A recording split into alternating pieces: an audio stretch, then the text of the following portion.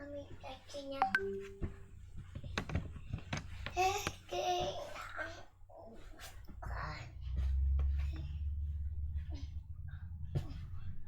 Saya mau ambil. Ayah, ayah, ayah, ayah, ayah.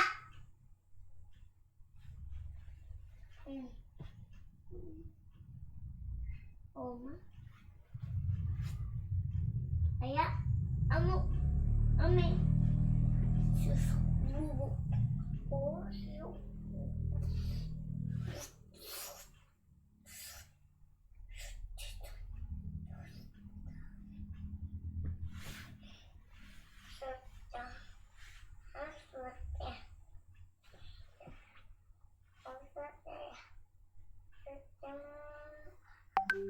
Bang, ada pesan masuk Mas Seh.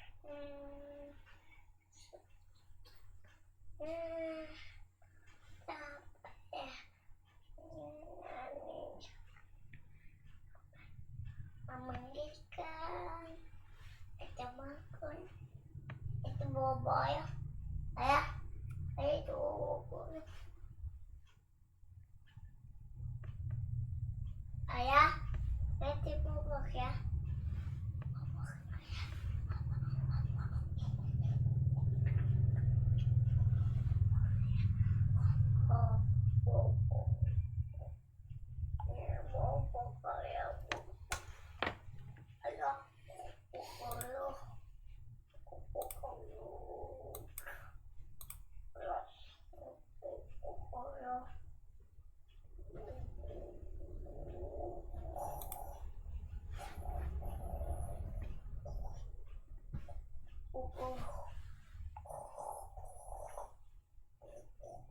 Bang, ada pesan masuk Mas Seh.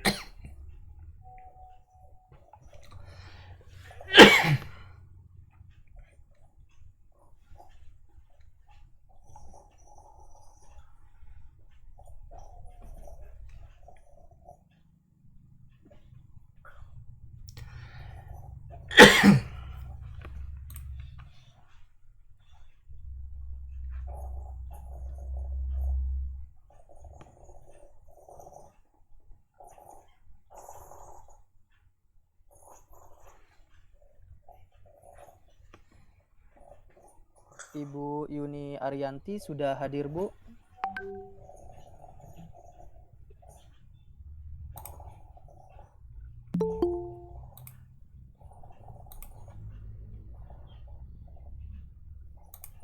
Pak Edi sudah hadir, Pak?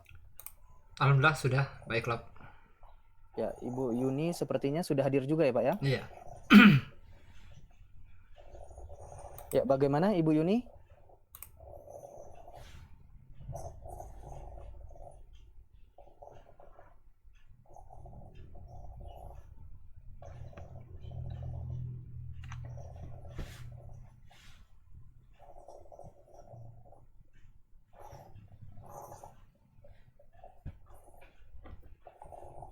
Mungkin sinyal ya, baiklah. Kita tunggu sebentar lagi ya, baiklah. Bang, ada Ya, Pak. pesan masuk Siap. Mas Seh.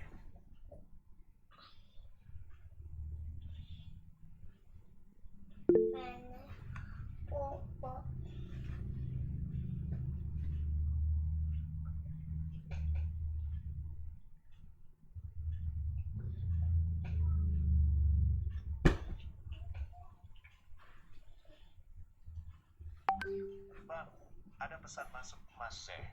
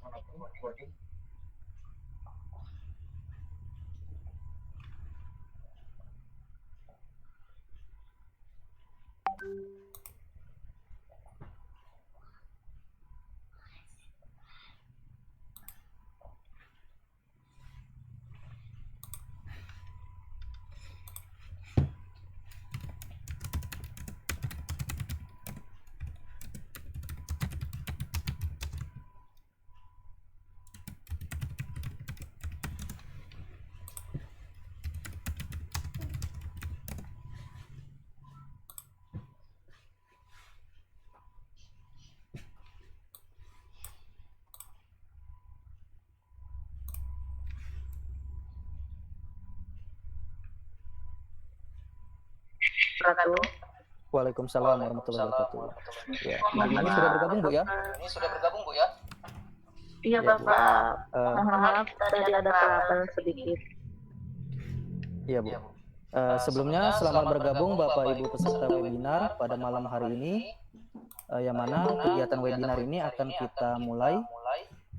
Baik, silakan Bapak Ibu peserta webinar di on cam kan, kameranya di on kan.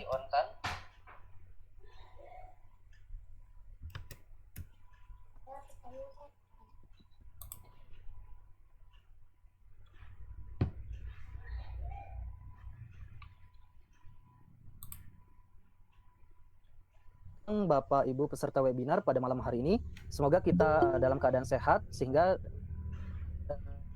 dapat mengikuti kegiatan webinar ini. Kegiatan webinar ini, yang mana pada webinar ini akan disampaikan oleh dua narasumber hebat. Yang pertama yaitu ada Ibu Yuni Ariyanti, DGR. Beliau merupakan CGP Angkatan 7 Kabupaten Lampung Barat. Dan selanjutnya yaitu ada Bapak Edi Susanto, SPDGR.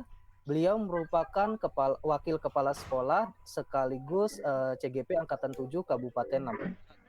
Yang mana kedua narasumber hebat ini akan menyampaikan terkait praktik baik membuat keyakinan kelas dalam menciptakan budaya positif di sekolah. Mungkin Bapak Ibu peserta webinar sudah sangat antusias ya untuk mendengarkan materi yang akan disampaikan oleh kedua narasumber yang hebat-hebat ini. Namun di sini saya minta kepada Bapak Ibu peserta webinar silakan tulis di kolom komentar perkenalan, kemudian apakah sudah semangat untuk mengikuti kegiatan webinar atau belum, karena sebentar lagi pemateri pertama akan disampaikan oleh narasumber yang hebat, yaitu akan disampaikan oleh Ibu Yuni.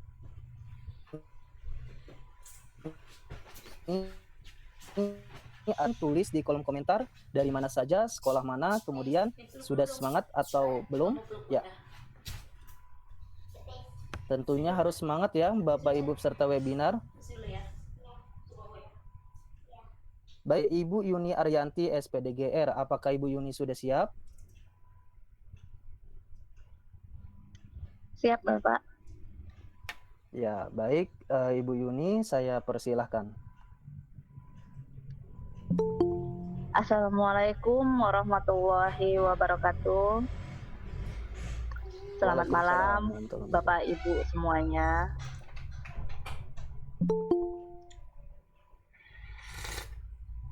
Saya banyak terima kasih kepada Bapak Iqbal Pahlevi dan juga rekan saya Bapak Edi Susanto serta Bapak Ibu guru yang sangat hebat yang ada di room ini.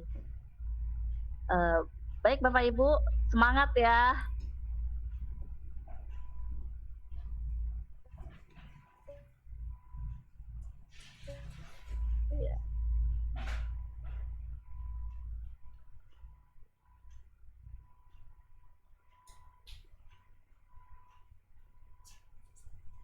Kita sharing di sini melalui penyebaran pemahaman dan pengalaman penerapan budaya positif di sekolah. Nah, Bapak Ibu, saya ucapkan selamat datang para guru hebat. Bapak Ibu guru hebat, mari belajar bersama dan berkolaborasi, saling mendukung, mewujudkan budaya positif di dalam dunia pendidikan yang sangat kita cintai ini. Sedikit mengapa saya ambil tema budaya positif dalam webinar episode ke-6 Belajar ID Lampung Barat ini. Karena menurut saya budaya positif itu harus diperkuat di sekolah kita agar hal-hal positif lainnya itu mengikuti di dalam sekolah kita, terutama untuk sekolah-sekolah yang Bapak Ibu ada di ruangan ini. Semoga setelah dari kegiatan ini nanti kita sharing bersama akan tercipta budaya positifnya. Oke. Bapak Ibu, konsep utama dari modul budaya positif ini ada 7. Yang pertama, perubahan paradigma belajar. Kedua, disiplin positif, motivasi perilaku manusia, keyakinan kelas, kebutuhan dasar manusia, posisi kontrol restitusi, dan segitiga restitusi. Semua berkaitan dan berkesinambungan untuk menciptakan budaya positif di sekolah.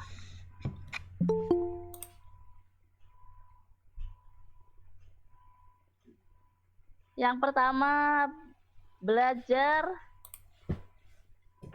dengan paradigma baru. Pembelajaran dengan paradigma baru ini dapat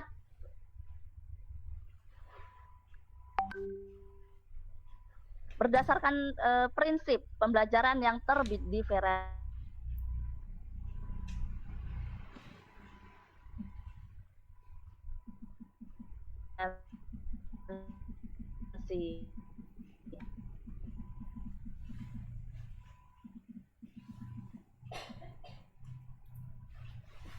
sehingga setiap siswa belajar sesuai dengan kebutuhannya, tahap perkembangannya.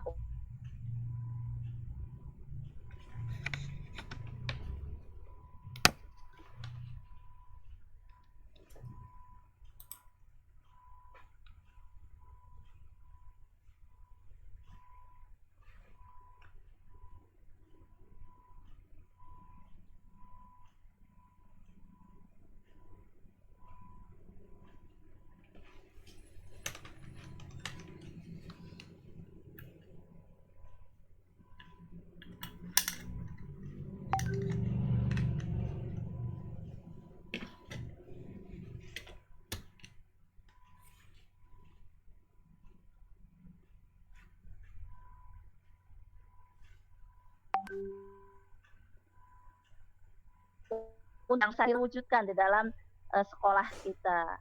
Mengapa seperti itu? Profil Pancasila ini sangat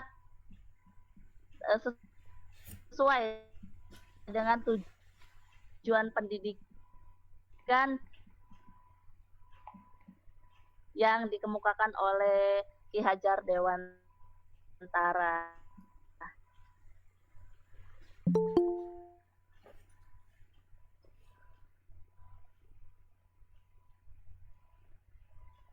Seperti apa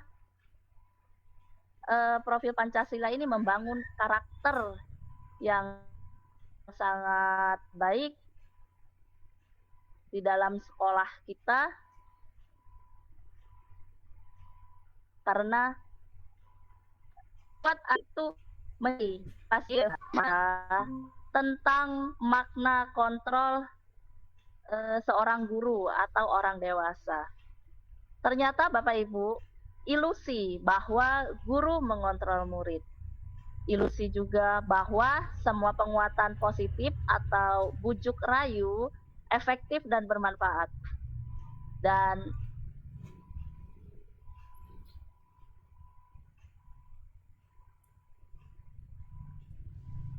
Ya, mohon maaf Bapak Ibu, sepertinya Ibu Yuni terkendala sinyal.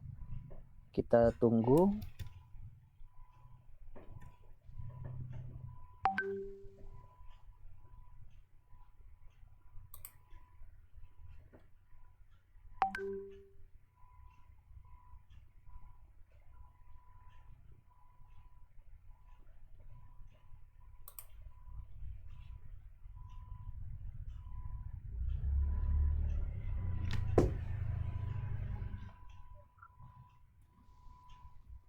Bagaimana Ibu Yuni?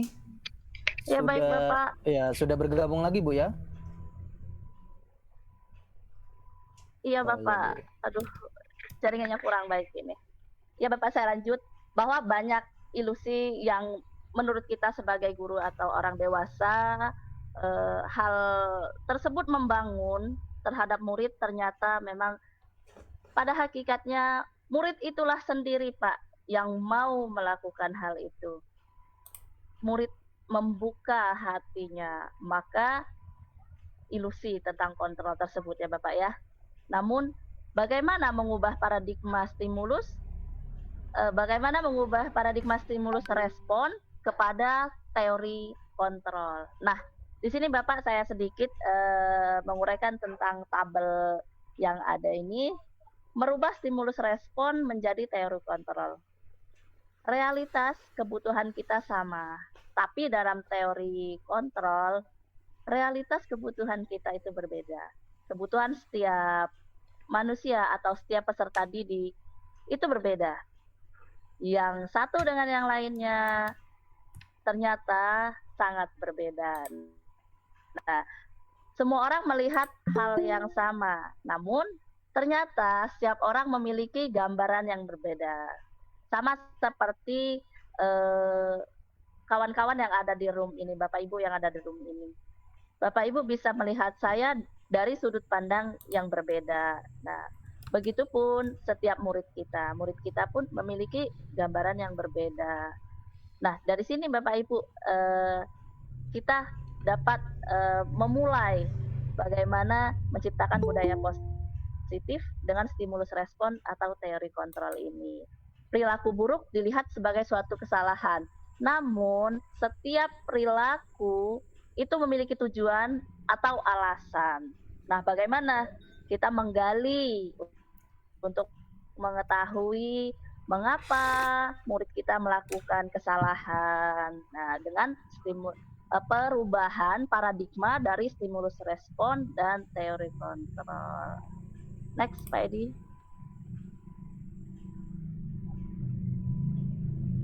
Oke, Bapak Ibu, kita awali dengan disiplin positif. Nah, disiplin positif ini memiliki makna sesuatu yang dilakukan pada orang lain untuk mendapatkan kepatuhan.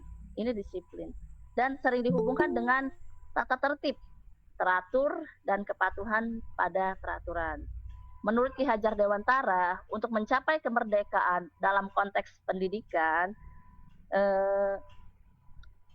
kita harus memiliki disiplin diri yang memiliki motivasi internal. Artinya, kedisiplinan itu atas kesadaran diri kita sendiri. Jika murid memiliki kesadaran tersebut, murid pun akan sama dengan kita, seorang guru, kesadarannya muncul untuk menghargai diri sendiri atas keyakinannya, atas keyakinan, sikap, atau budaya yang menurut anak tersebut adalah hal yang baik, hal yang positif. Nah, jika motivasi untuk disiplin ini tumbuh dari dalam, inilah yang dimaksud mencapai disiplin positif dari sisi internal. Next, Pak Edi.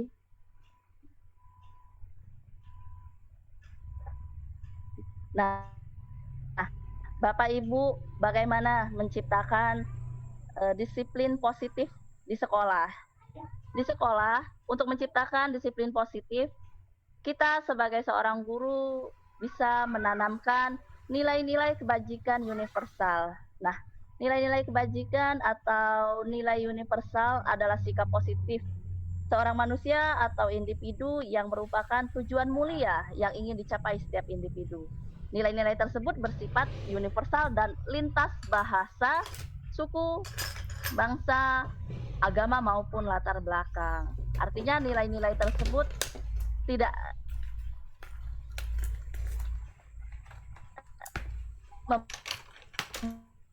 membatasi atau menghalangi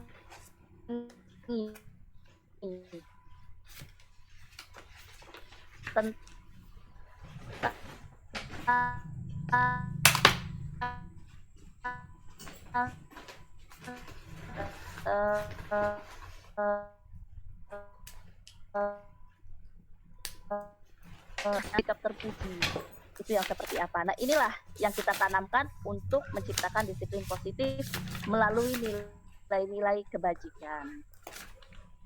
Next, Pak. Ya, Bapak Ibu, ini ada dua contoh nilai-nilai yang merupakan payung besar dari sikap dan perilaku kita, atau nilai yang merupakan fondasi dari perilaku baik kita sebagai seorang guru dan juga kita tanamkan terhadap murid-murid kita. Seperti profil pelajar Pancasila dan 9 pilar karakter Indonesia ini. Nah, Bapak Ibu, masih banyak lagi yang bisa kita adopsi atau kita ATM untuk kita bawa ke sekolah kita, beberapa nilai-nilai kebajikan universal. Next, Pak. Nah, Bapak Ibu, untuk menciptakan disiplin positif sebagai perwujudan budaya positif, sebagai seorang guru, kita harus mengetahui motivasi perilaku murid kita sebagai manusia.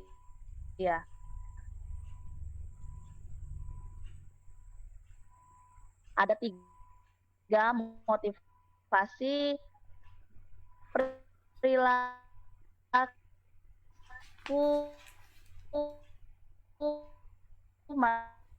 manusia. Yang pertama, untuk akan saya ulas satu persatu tentang motivasi perilaku manusia ini. Next, Pak.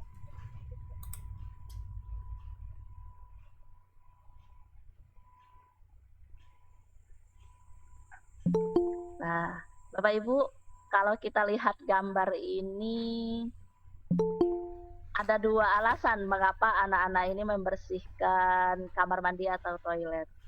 Bisa jadi anak ini memang sedang piket untuk membersihkan kamar mandi, atau memang anak ini sedang mendapat hukuman. Nah, berkaitan dengan motivasi manusia seperti yang tadi, yang pertama, nah ini sepertinya motivasi terendah atau eksternal. Mengapa saya katakan motivasi terendah? Karena anak-anak akan menghindari hal ini karena berbentuk hukuman. Jadi jika anak-anak itu datang tepat waktu karena takut dihukum, artinya motivasinya tidak dari dirinya. Nah, yang mereka hindari adalah hukuman. Nah, next, Pak, untuk motivasi yang kedua adalah tentang imbalan. Bapak Ibu, kepada anak-anak yang juara kelas nih ya, ada dampak negatifnya. Mengapa ada dampak negatifnya? Anak-anak termotivasi tidak dari dalam dirinya, namun tingkatannya lebih baik dari motivasi yang pertama. Anak-anak mengharapkan hadiah, tapi anak-anak akan berubah atau prestasinya akan menurun saat kita hentikan pemberian hadiah tersebut, karena anak-anak kecewa, saya tidak lagi diberi hadiah. Nah, Bapak Ibu, untuk membangkitkan atau tidak merubah karakter anak-anak tersebut, tidak merubah prestasi anak-anak tersebut, tapi tanpa kita memberikan atau menjanjikan sebuah hadiah, maka kita akan lakukan penggalian motivasi dari dalam diri, seperti motivasi manusia yang ketiga. Next, Pak Edi, motivasi yang ketiga ini motivasi yang tumbuh dari dalam diri. Nah, ini Bapak Ibu, kegiatan murid-murid di sekolah membantu gurunya dalam membuat pojok baca. Bapak Ibu, dalam kegiatan membuat pojok baca ini tidak ada kegiatan yang menjanjikan sebuah hadiah. Namun anak-anak terlihat antusias dan aktif. Mengapa demikian? Karena anak-anak berkeinginan sekolah saya, kelas saya ingin lebih cantik, enak dipandang, dan saat saya membaca buku, saya memiliki tempat yang ternyaman. Nah, Bapak Ibu, motivasi ini kita harus tanamkan agar anak-anak itu tahu gitu bahwa di sini bentuk anak-anak menghargai dirinya untuk mempercantik, memperindah kelasnya. Begitu juga dengan prestasi ya Bapak Ibu. Next. Berikutnya Bapak Ibu, dari nilai-nilai kebajikan dan juga motivasi dari setiap manusia, kita dapat membuat sebuah keyakinan kelas. Ada pertanyaan pemantik Bapak Ibu, mengapa bukan peraturan kelas tapi keyakinan kelas? Ya, mengapa bukan peraturan kelas tapi keyakinan kelas? Karena keyakinan itu nilai-nilai kebajikan universal yang disepakati secara tersirat dan tersurat, terlepas dari latar belakang ya Bapak Ibu ya, sama kita tidak membanding-bandingkan tentang suku ataupun perbedaan negara. Seperti ada kalau di sekolah-sekolah besar itu anak-anak yang memang berasal dari negara lain, ataupun jika di sekolah kita ya sini berasal dari pulau lain atau dari suku yang lain. Nah, tidak berdasarkan latar belakang tersebut kita semua sama. Nah, di sini seseorang akan lebih tergerak dan bersemangat untuk menjalankan keyakinannya daripada hanya sekedar mengikuti serangkaian peraturan tertulis tanpa makna. Mengapa dikatakan peraturan tertulis tanpa makna? Karena jika kita menciptakan keyakinan kelas, anak-anak terlibat, anak-anak menyampaikan keinginannya, harapannya tentang kelas tersebut. Namun, jika peraturan itu sepihak. Peraturan itu dibuat oleh kita sebagai seorang guru. Dan peraturan terkadang memiliki kalimat yang negatif. Namun jika keyakinan kelas ini kita ubah menjadi kalimat yang positif. Seperti apa contohnya? Dilarang memukul rekan di kelas atau dilarang berkelahi. Nah, Bapak Ibu, jika ada kalimat seperti itu, dalam keyakinan kelas kita bisa merubahnya dengan kalimat saling menyayangi. Nah, mungkin bisa diklik ini Pak Edi, link YouTube-nya. Kebetulan saya membuat keyakinan kelas di kelas rendah. Kalau di kelas tinggi tidak begitu sulit ya Bapak Ibu. Bapak Ibu, jika link YouTube ini memang mungkin sulit, nanti bisa di-copy ya Pak Edi di kolom komentar atau kolom chat. Nanti Bapak Ibu bisa buka. Ini kebetulan dari YouTube saya sendiri, kegiatan di sekolah saya dalam membuat keyakinan kelas. Nah, Bapak Ibu, apa sih kegunaan dari keyakinan kelas ini? Keyakinan kelas ini nanti Bapak Ibu akan menjadi dasar dalam kita melihat bagaimana anak-anak tersebut melaksanakan sebuah kesepakatan jika anak-anak itu lupa atau melanggar keyakinan kelasnya. Baik Bapak Ibu, ini ada 5 kebutuhan dasar manusia. Bapak Ibu, dari kebutuhan dasar manusia ini, kebutuhan yang sangat penting adalah kebutuhan yang pertama yang merupakan hal utama adalah bertahan hidup. Dalam kebutuhan bertahan hidup ini seperti yang kita butuhkan, sandang, pangan, dan papan. Nah, Bapak Ibu, seorang manusia atau seorang individu, anak didik kita, sangat membutuhkan yang namanya rasa kasih sayang dan diterima. Ingin kebebasan, ingin kesenangan, dan juga ingin penguasaan. Nah, Bapak Ibu,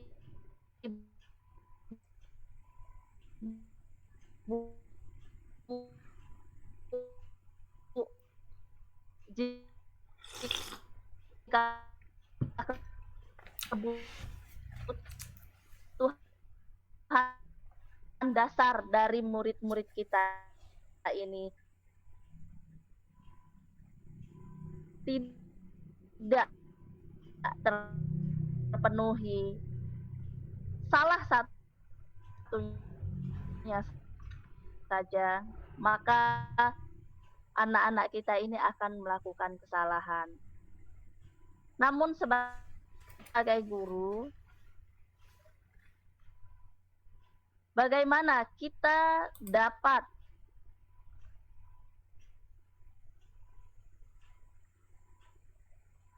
menggali atau untuk mengetahui bertahan hidup.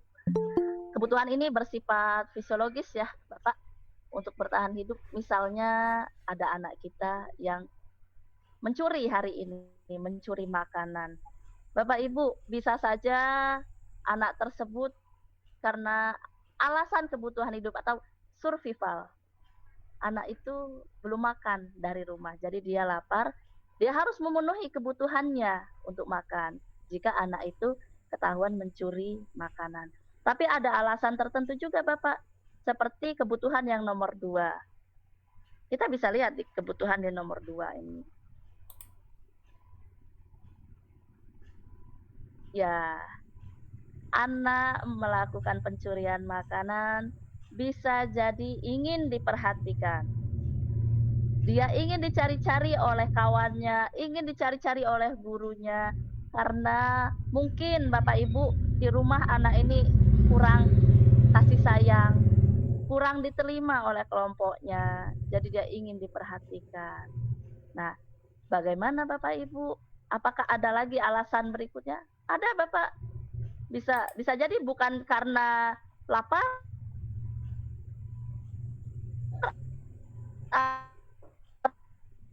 ataupun butuh seperti kebutuhan dasar yang ketiga, kebebasan. Anak itu ingin bebas. Ingin seperti apa sih Bapak Ibu? Saya ingin melakukan hal ini, hal itu sesuai dengan yang saya inginkan. Ternyata mencuri makanan temannya ini bukan karena dia ingin dicari-cari oleh gurunya atau ingin memakan makanannya. Ternyata dia membutuhkan kebebasan. Mandiri, ingin sesuai dengan yang dia inginkan, dia memiliki pilihan. Dan pilihannya adalah mengganggu temannya. Nah, tapi Bapak Ibu ya ingin pengaruh oleh orang lain. Nah, coba-coba seperti ini mungkin bisa kalau saya ambil makanan teman saya ini. Nah, berikutnya kesenangan. Anak-anak butuh happy, butuh ketawa, butuh gembira. Ada juga karakter anak-anak yang mengambil makanan temannya dan melihat temannya itu kebingungan, dia bahagia gitu. Dia suka meledek temannya, melihat temannya bingung, dia tertawa. Nah, namun kegiatan yang menyenangkan untuk anak kita ini menyusahkan temannya ya Bapak Ibu. Nah, tapi ini pun bisa menjadi alasan. Nah, Bapak Ibu ya. Dan yang terakhir, kebutuhan dasar anak ini tentang power. Pengakuan atas kemampuannya. Mungkin anak tersebut ingin terlihat, saya hebat nih, saya pengen lihat hebat nih, saya bisa ambil makanannya. Dia berani nggak rebut makanannya dari saya. Nah, begitu ya Pak ya, jika anak itu melakukan kesalahan. Namun anak-anak tersebut melakukan kesalahan, menurut saya harus kita gali. Bapak Ibu jangan langsung kamu salah, kalau kamu harus minta maaf dan kamu harus kembalikan makanan kawanmu. Tidak seperti itu. Kita harus gali dulu kebutuhan dasar anak kita ini apa yang belum terpenuhi. Ya, di sini dalam menggali kebutuhan dasar apa yang tidak terpenuhi dalam diri murid kita sebagai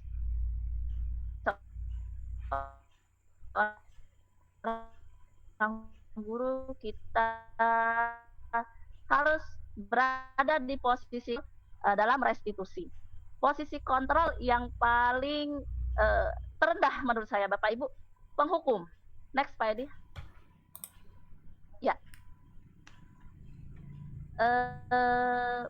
Seorang guru yang suka menghukum, sudah pasti nada suaranya tinggi, bahasa tubuhnya ya seperti ada yang digambar ini, sambil melotot dan selalu bilang, kalau tidak awas kamu ya. Nah, Bapak Ibu, yang seperti ini dampaknya sangat negatif sekali Bapak Ibu terhadap murid-murid kita. Kenapa saya katakan dampaknya sangat negatif sekali? Murid akan marah dan mendendam kepada Bapak Ibu. Mengapa dia bersikap agresif? Bapak Ibu, saya pernah ingat dulu ada kawan saya duduk bersamaan dengan saya, dan saat itu kami bertemu dengan murid yang pernah kami didik di bangku sekolah dasar. Saat itu si murid sudah duduk di bangku SMP. Murid tersebut hanya memberikan salamnya, tangannya kepada saya. Dan seperti dia lupa dan tidak mau melihat kawan saya itu. Itu menurut saya kecewa. Seandainya saya jadi seorang guru yang pemarah, saya harus berubah. Sangat merugi bagi kita seorang guru yang suka marah-marah dengan anaknya. Apa ilmu yang sudah kita berikan sudah diterima oleh anak itu, tapi karena marahnya kita, anak itu melupakan atau bahkan membenci kita. Gitu ya Bapak Ibu, jangan pernah kita lakukan hal yang itu. Yang kedua, pembuat merasa bersalah. Ada guru yang membuat muridnya merasa bersalah. Tapi Bapak Ibu, ini lebih baik dari posisi kontrol yang pemarah tadi, karena nada suaranya lebih santai, lebih apa ya Bapak ya, lebih mendayu-dayu agar anak itu menyesali perbuatannya. Tapi Bapak Ibu, anak-anak yang sering kita buat merasa bersalah ini, dia akan merasa tertekan karena dia disalahkan. Dan perasaan bersalah itu tiba-tiba bisa meletus amarahnya. Dia bisa menyakiti dirinya sendiri karena dia merasa bersalah, ataupun dia bisa menyakiti orang lain seperti kita, seorang guru. Ibu kok ini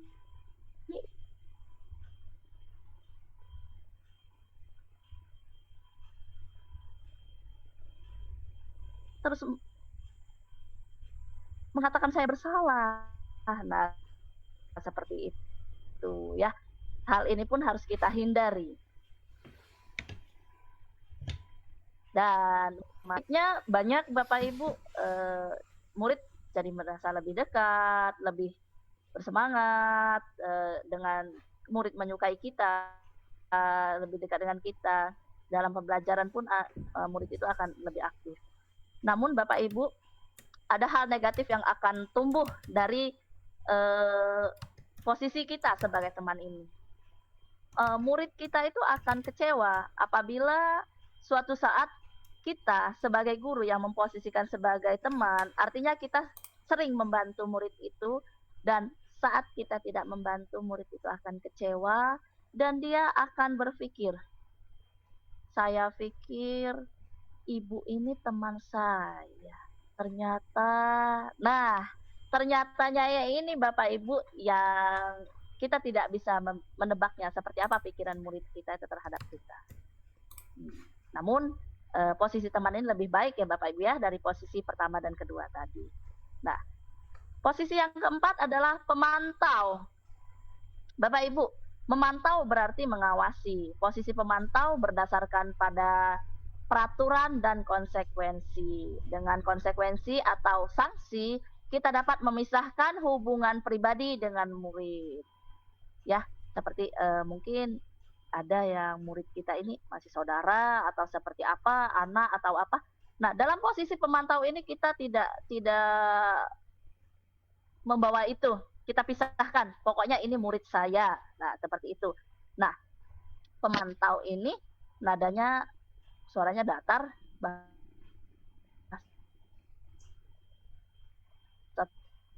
tubuhnya itu formal. Jadi kita menjaga benar atau membuat kesalahan. Nah, guru tidak menunjukkan suatu emosi yang berlebih. Kita menjadi pemantau tidak marah-marah atau tidak yang menunjuk-nunjuk murid kita, tidak. Nah, hanya kita mempertegas atau menegaskan, kita mengawasi murid kita jika memang murid kita melanggar peraturan atau keyakinan kelas yang telah kita buat, kita harus memberikan konsekuensinya kepada murid kita, baik itu sanksi ataupun apa yang telah disepakati di kelas. Nah, posisi yang paling baik, menurut saya ini paling baik ya Bapak Ibu ya, posisi yang kelima. Posisi yang kelima ini adalah manajer. Posisi ini guru berbuat sesuatu bersama murid, mempersilahkan murid untuk mempertanggungjawabkan perilakunya, mendukung murid agar dapat menemukan solusi atas permasalahannya sendiri.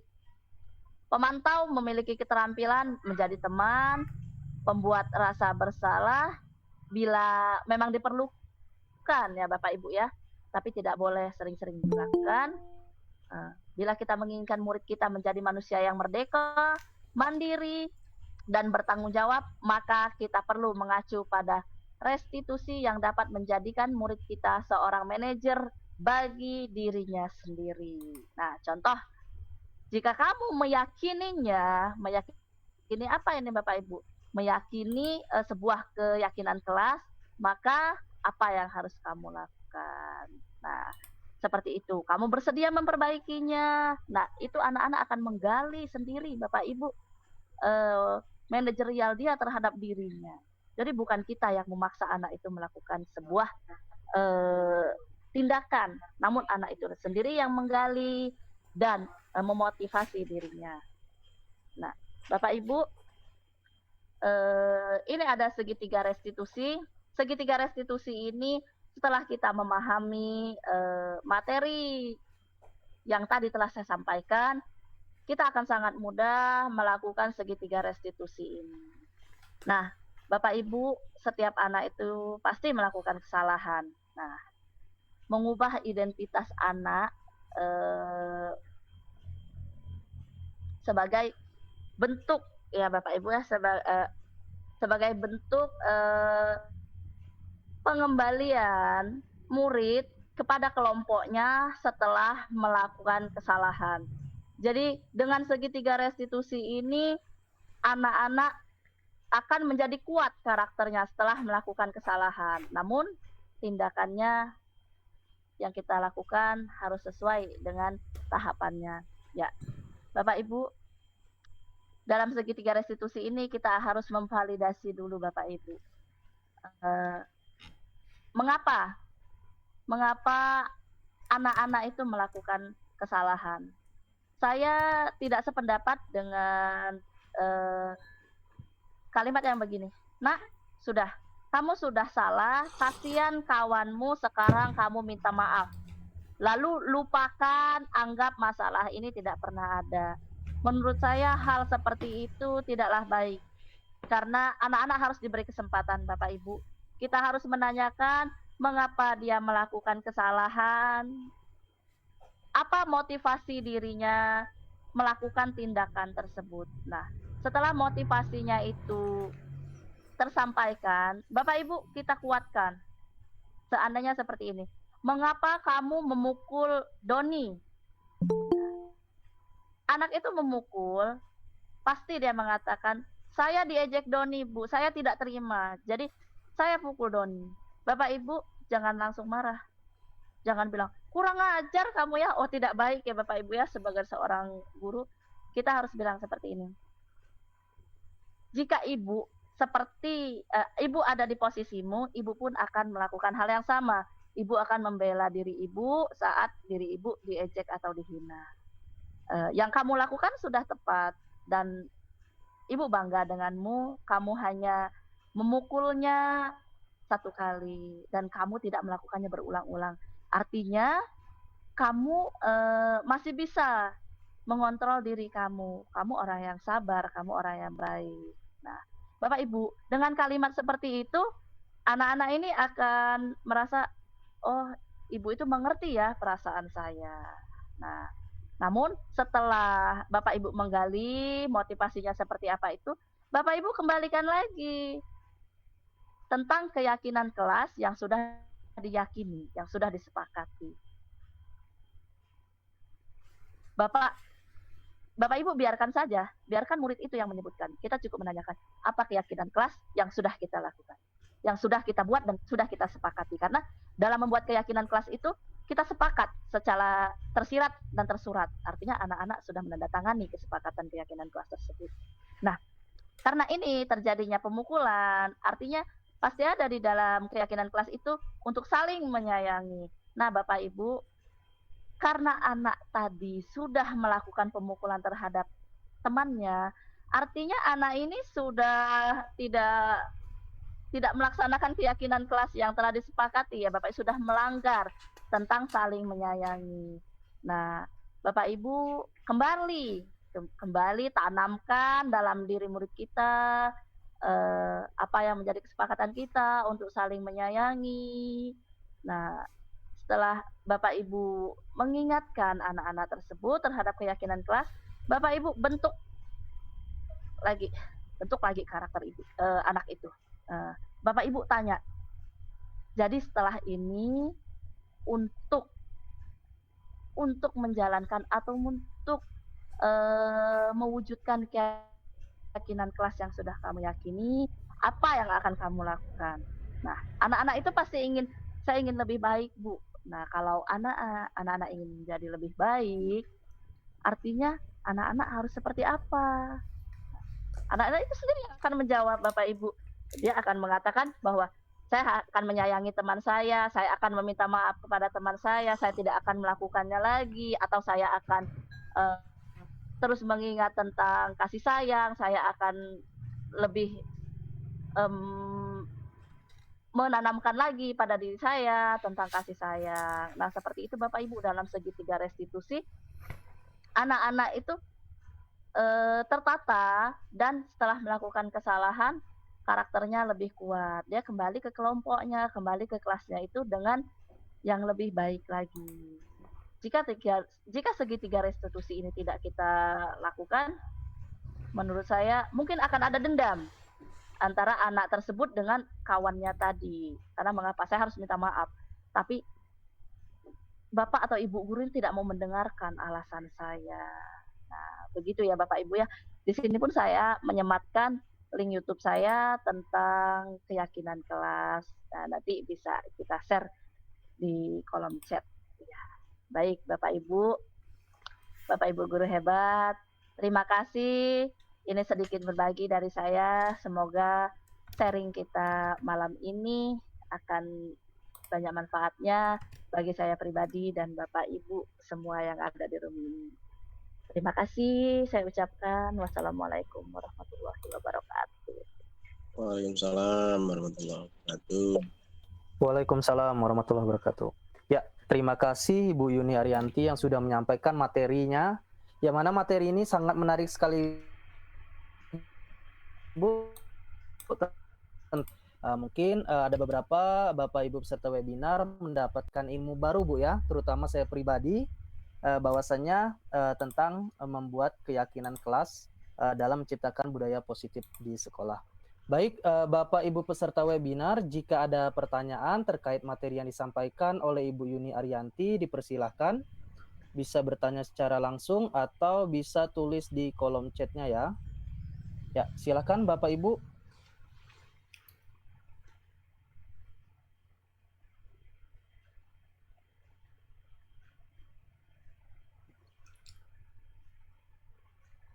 Ya, silakan Bapak Ibu peserta webinar, jika ada pertanyaan terkait atau sharing, bisa disampaikan secara langsung atau melalui kolom chat. Dipersilahkan Bapak Ibu.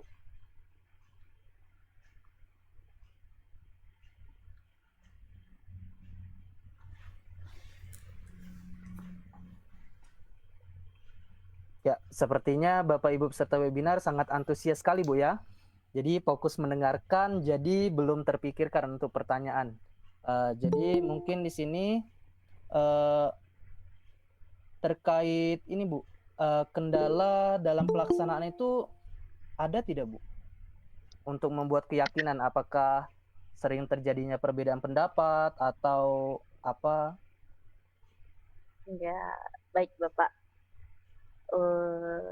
Sedikit ya Pak ya, karena saya ada di kelas rendah, saya terkendala di durasi ya Bapak ya, durasi karena anak-anak di kelas rendah ini masih dominan bermain dan memang sedikit-sedikit kita harus kembalikan lagi fokus anak itu terhadap kegiatan yang sedang kita lakukan. Eh, Kalau untuk perbedaan pendapat di kelas rendah SD ya Pak ya, tingkatan sekolah dasar, tidak terlalu begitu banyak kendala. Namun begini Bapak, karena saya dalam menanamkan nilai-nilai kebajikan itu dengan mengatakan seperti ini, anak-anak sikap-sikap terpuji itu seperti apa ya nak? Sikap-sikap tercela itu seperti apa ya nak? Nah, lebih sering anak-anak itu dalam saya membuat keyakinan kelas itu Pak, memiliki kesamaan dengan temannya, hanya penyampaian kalimatnya yang berbeda-beda, seperti jangan buang sampah sembarangan. Si kawan sebelahnya buatnya begini, piket kelas setiap hari gitu. Nah Bapak, nah seperti itu kita harus membuat kalimatnya lebih positif lagi, seperti itu sih Pak untuk di kelas rendah.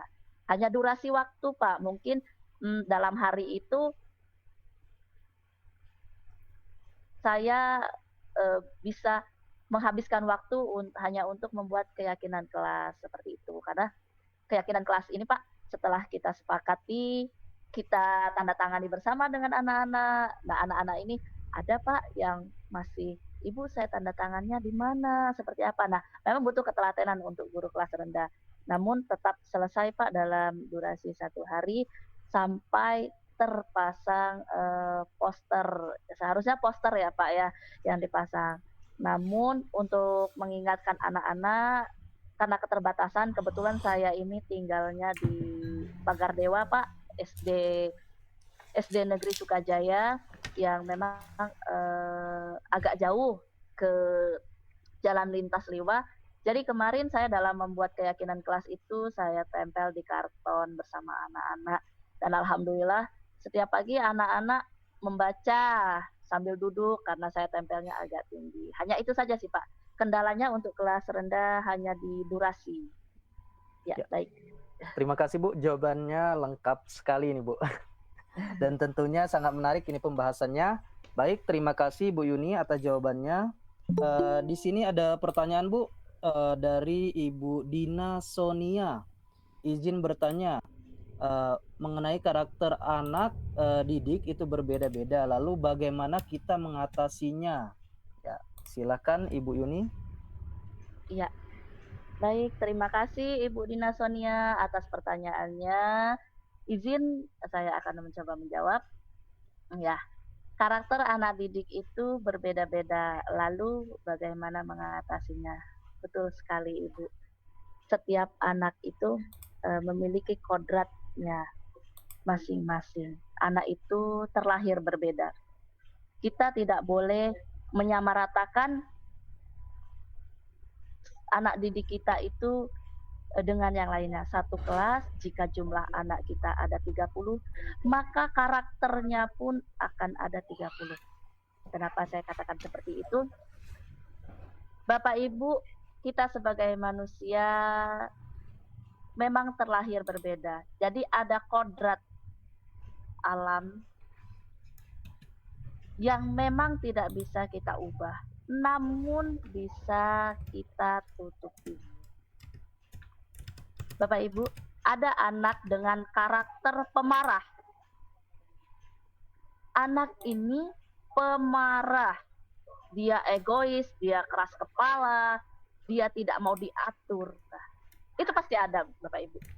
Bahkan mungkin kita yang ada di dalam room ini, Bapak Ibu, mungkin kecilnya itu memang punya kodrat alam seperti itu. Tapi tugas kita sebagai seorang guru adalah Bapak Ibu, setiap anak yang memiliki karakter yang karakternya yang lebih baik.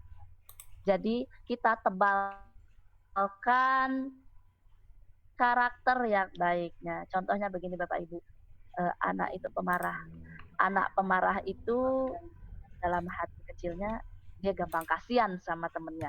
Sebenarnya anak pemarah itu gampang kasihan dengan temennya. Nah, kita tanamkan tentang kasih sayang, kita tanamkan tentang bagaimana kita berinteraksi dengan teman untuk saling memaklumi, untuk saling menerima kekurangan masing-masing.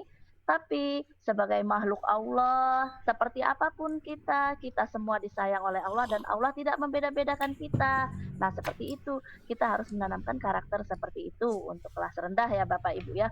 Kalau untuk kelas tinggi atau tingkatan SMP, SMA, sebenarnya lebih asik lagi. Bapak Ibu lakukan pendekatan, Bapak Ibu lebih sering ngobrol dengan anak-anak itu ya, lebih sering menggali potensi baiknya, tutupi hal negatif dari anak itu dengan memunculkan dan mempertebal hal positifnya.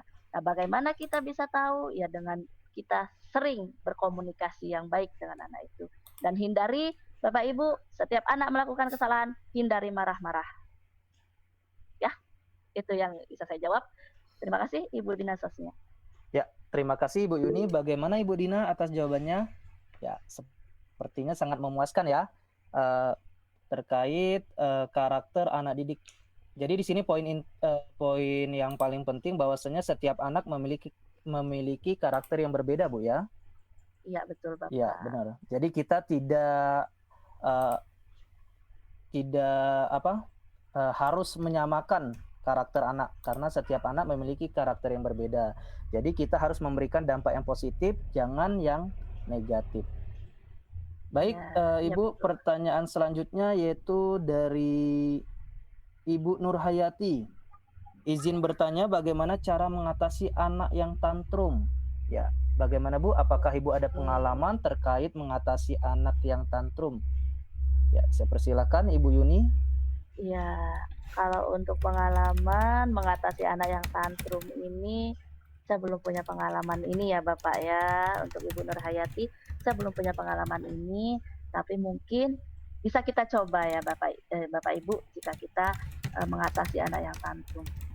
Bapak Ibu, seperti apapun permasalahan yang ada pada diri anak kita, anak didik kita, bahkan anak kita di rumah, kita coba terapkan segitiga restitusi dengan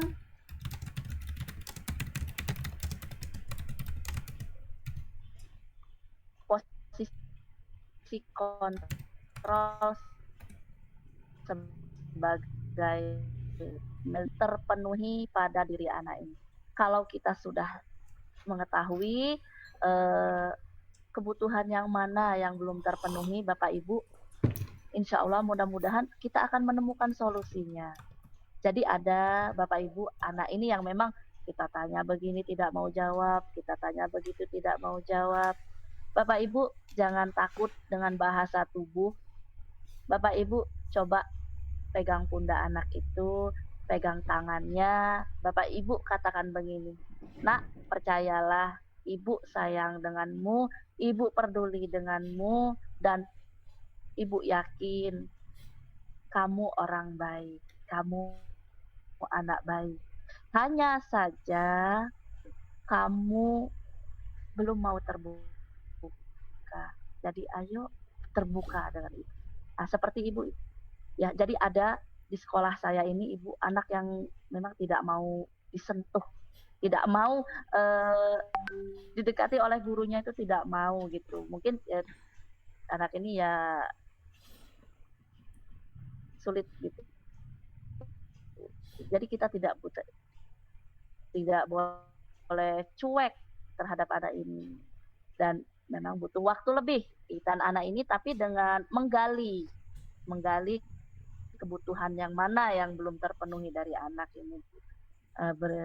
Demikian ya Ibu Nurhayati, ya, saya bisa menjawab sebatas ini.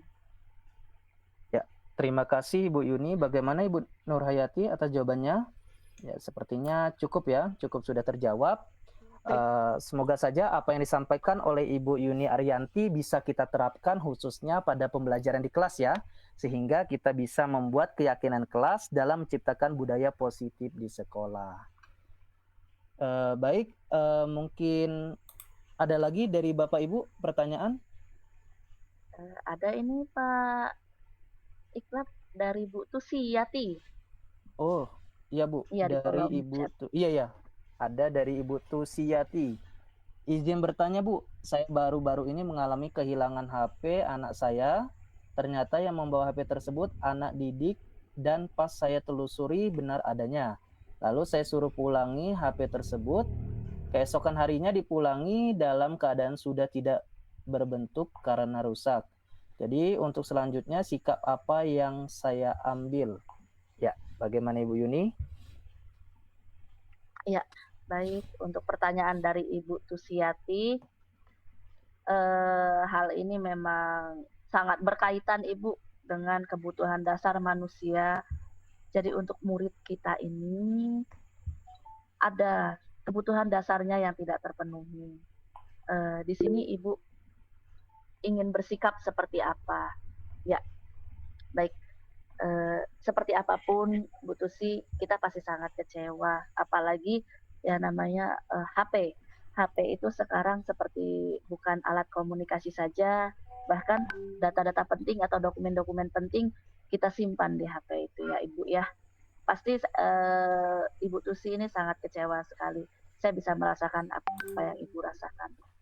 Namun sebagai seorang guru, Ibu, kita hargai usaha anak kita yang telah mau mengembalikan HP Ibu meskipun dalam keadaan rusak.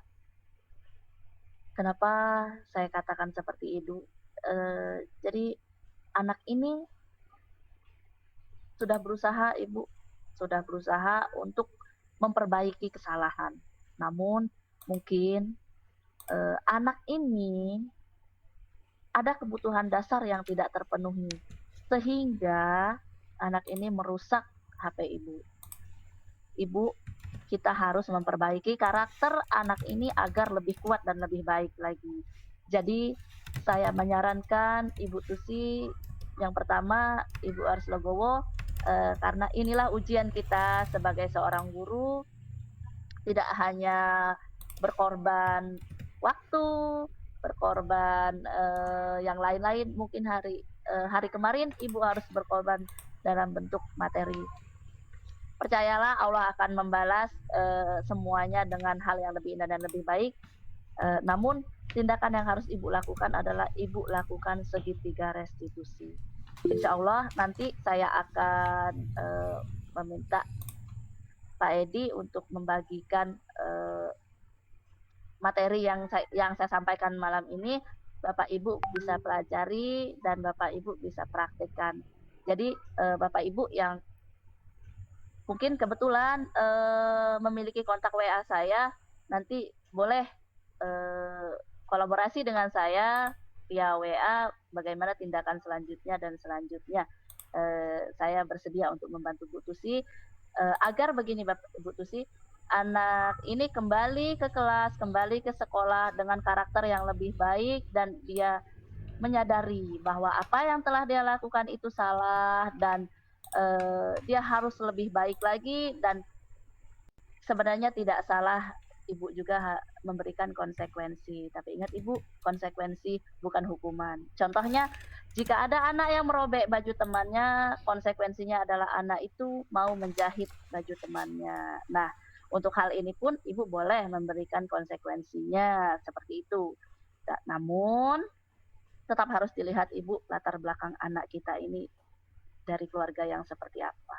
Ya, jadi kalau saran saya sih, Ibu, kalau Ibu tahu latar belakang keluarganya memang dari keluarga yang kurang mampu, artinya Ibu kebutuhan dasar anak ini tentang dia mungkin ingin memiliki handphone ya Ibu ya, tapi dia tidak bisa. Namun bisa jadi kalau sudah kita gali nanti motivasi yang lain bisa timbul. Nah, Ibu dalam menggali motivasi anak ini melakukan pencurian handphone Ibu ini harus banyak sabar, kontrol diri ya Ibu ya. Begitu Ibu Tusi, saran dari saya yang harus dilakukan.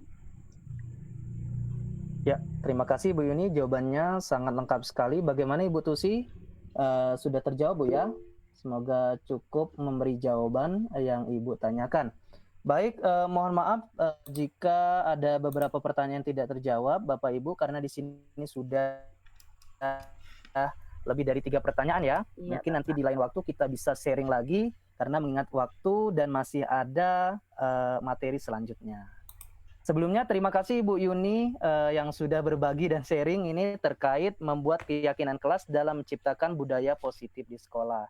Semoga apa yang disampaikan oleh Ibu Yuni dan bisa diterapkan oleh Bapak Ibu peserta webinar, khususnya saya pribadi Bu ya, saya juga masih belajar ini. Ya, terima Sama, kasih Pak, kita Ibu Yuni. sama-sama belajar. Ya, sama-sama Bapak. Terima Ya. kasih banyak. Baik, Bapak Ibu peserta webinar masih semangat ya untuk mengikuti kegiatan selanjutnya, yang mana di sini ada materi selanjutnya yang akan disampaikan oleh narasumber hebat kita, yaitu yang akan disampaikan oleh Bapak Edi Susanto, SPDGR. Beliau merupakan Wakil Kepala Sekolah sekaligus CGP Angkatan 7 Lampung Barat. Apa kabar Pak Edi? Alhamdulillah baik, baiklah. Ya, sudah siap Pak Edi untuk sharing bersama Bapak Ibu peserta webinar pada malam hari ini? Insya Allah siap, baiklah. Baiklah Pak Edi, saya persilahkan. Terima kasih Pak Iklab. Bismillah, Assalamualaikum warahmatullahi wabarakatuh.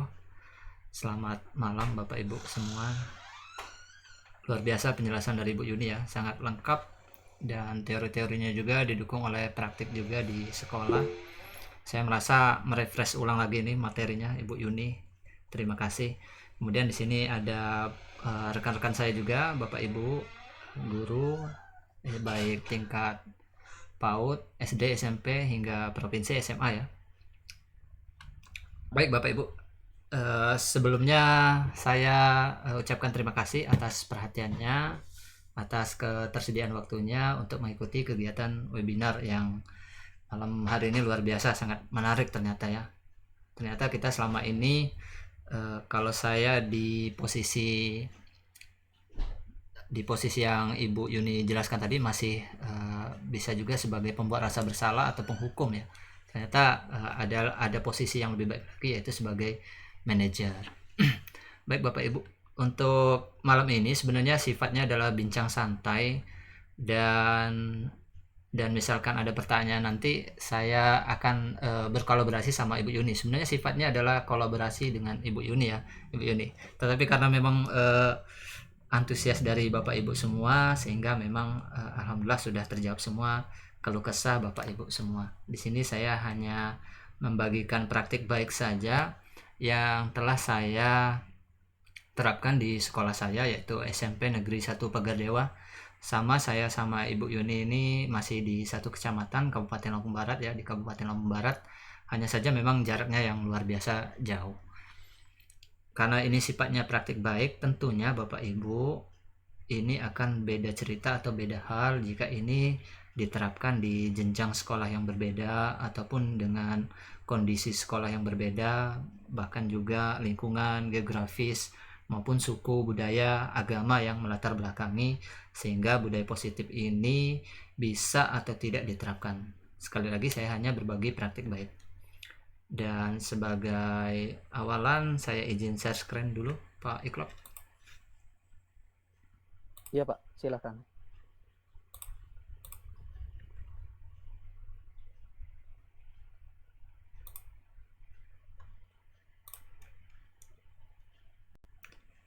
Jadi sepenuhnya sudah disampaikan sama Ibu Yuni terkait bagaimana menciptakan budaya positif di sekolah.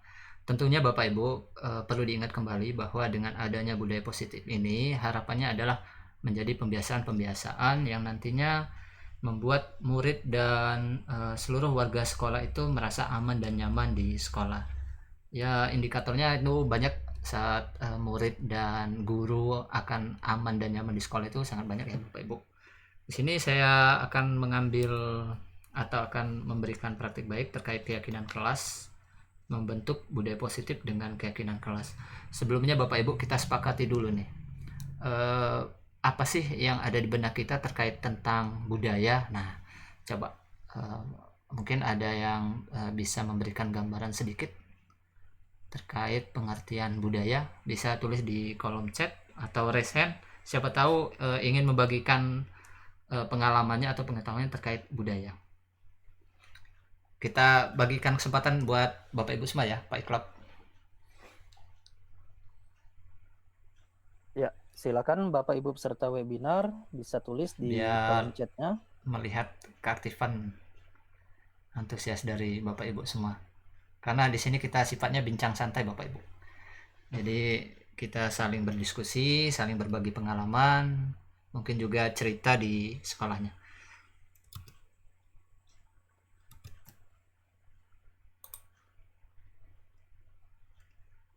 Atau belum ada?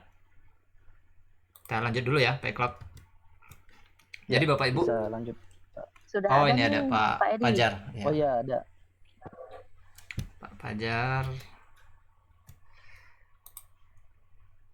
Menurut saya budaya itu sesuatu yang sudah ada dan menjadi sebuah kebiasaan. Oke, betul Pak Fajar, terima kasih. Kemudian Pak Nunu, budaya adalah kebiasaan dari nenek moyang yang turun-menurun. Oke, hampir sama seperti arahnya ke adat istiadat ya Pak Nunu ya. Ya. Terima kasih Bapak Ibu semua. Sebelumnya Bapak Ibu, yang saya pahami, ini nggak saya literatur lagi, menurut saya kita harus ya ini karena pendapat teman-teman juga sudah sangat baik, hanya saja saya perkuat saja bahwa untuk budaya ini berasal dari dua suku kata, yaitu budi dan daya.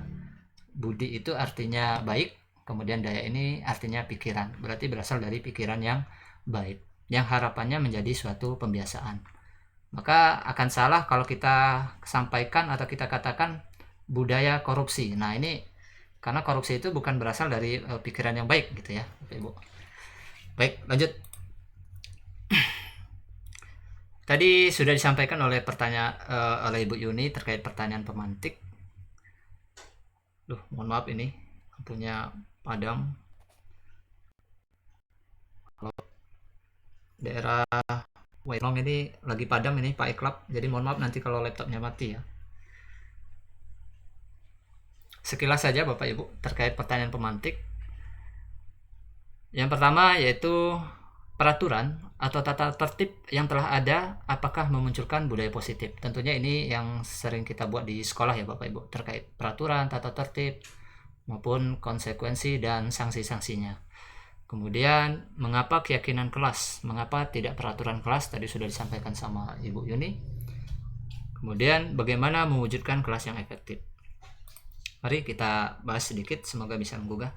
Ternyata Bapak Ibu, untuk menciptakan lingkungan yang positif, ini ternyata ada standar nasional pendidikan kita, bahwa setiap warga sekolah dan pemangku kepentingan, jadi setiap warga sekolah itu bisa dari penjaga sekolah, kantin, maupun tukang kebunnya, hingga ke komite, hingga wali murid, bahwa harus mendukung, menghayati, dan menerapkan nilai-nilai kebajikan yang telah disepakati bersama. Nah, pertanyaannya adalah nilai-nilai kebajikan apa yang telah kita buat, sehingga nilai-nilai kebajikan itu menjadi standar kita dalam mensepakati dan meyakini dan berkomitmen untuk melaksanakannya. Ternyata tujuan mulia dari disiplin positif adalah agar terbentuk murid-murid yang berkarakter, berdisiplin, jujur, peduli, bertanggung jawab, dan merupakan pembelajar sepanjang hayat, sesuai dengan standar kompetensi lulusan yang diharapkan. Di sini sudah terbentuk nilai-nilai kebajikannya, diantaranya yaitu berdisiplin, jujur, peduli, bertanggung jawab. Jadi tanpa harus melihat nilai-nilai kebajikan yang ada, ternyata di lingkungan sekolah itu nilai-nilai kebajikan itu sudah ada Bapak Ibu, sudah muncul. Dan jika kita tanyakan secara langsung kepada anak, kenapa anak-anak mengikuti atau menerapkan peraturan ini? Biar kami disiplin, Pak, biar kami disiplin, Bu. Nah, ternyata anak-anak itu sudah paham terhadap nilai-nilai kebajikan. Tetapi secara teori mungkin belum mengenalnya. Kita lanjut. Kemudian untuk membentuk suatu keyakinan atau kesepakatan tadi ya. Di sini ada keyakinan sekolah dan kelas. Perlu Bapak Ibu ketahui bahwa di sekolah itu ada dua keyakinan, yaitu keyakinan sekolah yang disepakati oleh seluruh warga sekolah. Kemudian satu lagi adalah keyakinan kelas yang disepakati oleh seluruh warga kelas. Sifat-sifat keyakinan kelas itu atau keyakinan sekolah memiliki sifat abstrak atau lebih abstrak daripada peraturan, lebih rinci dan konkret atau dapat digapai ya. Kemudian keyakinan kelas berupa pernyataan-pernyataan yang sifatnya umum. Keyakinan kelas senantiasa dibuat dalam bentuk yang positif. Betul kata Ibu Yuni tadi, tidak ada istilah negatifnya. Kemudian keyakinan kelas hendaknya tidak terlalu banyak. Nanti akan ada beberapa contoh Bapak Ibu terkait keyakinan kelas sehingga mudah diingat dan dipahami oleh seluruh warga kelas. Keyakinan kelas sebaiknya sesuatu yang dapat diterapkan di lingkungan tersebut. Jangan muluk-muluk ya Bapak Ibu, apalagi kita ada istilah pembelajaran terdiferensiasi. Kita harus melihat kondisi dan situasi sesuai dengan kebutuhan anak. Kemudian semua warga kelas hendaknya ikut berkontribusi dalam pembuatan keyakinan kelas lewat kegiatan curah pendapat atau musyawarah. Kemudian bersedia meninjau kembali keyakinan kelas dari waktu ke waktu. Nah, maksudnya adalah keyakinan kelas yang ada, yang telah kita buat, bisa kita terapkan. Kemudian misalkan 1 minggu ternyata tidak sesuai, bisa kita ganti lagi. Tergantung komitmen warga sekolah tersebut atau warga kelas tersebut. Kecuali keyakinan sekolah ya, keyakinan sekolah ini biasanya dibentuk sesuai dengan visi misi sekolah. Nah, untuk kegiatan pendalaman keyakinan kelas, Bapak Ibu bisa menerapkan kegiatan-kegiatan diantaranya yang pertama yaitu membuat sebuah tabel. Tabel itu isinya adalah kegiatan tampak seperti dan tidak tampak seperti. Di sini ada 2 tabel, yaitu tabel T dan diagram Y. Untuk tabel T, contoh ini hanya contoh ya Bapak Ibu. Nilai kebajikannya adalah hormat, bekerja, kemudian rasa diterima dan dimiliki. Tadi sudah disampaikan sama Ibu Yuni terkait slide nilai-nilai kebajikan ya. Terlihat seperti jika kita sebagai guru dan murid itu datang tepat waktu. Kemudian tidak tampak seperti yaitu siswa dan guru juga sering hadir terlambat. Ini bentuk tabel T karena seperti ini ya. Tampak seperti dan tidak tampak seperti. Kemudian untuk nilai kebajikan bekerja, tekun bekerja dan menyimak guru. Tidak tampak yaitu tidak mendengarkan guru dan acuh tak acuh. Kemudian nilai kebajikan rasa diterima dan dimiliki. Tampak seperti melibatkan semua anggota kelompok. Tidak tampak seperti mengucilkan salah satu teman kita. Ini saya skip saja. Untuk ini diagram Y-nya atau tabel Y-nya Bapak Ibu.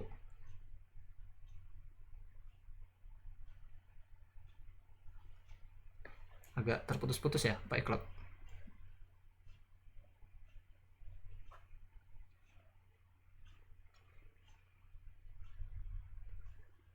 Lanjut.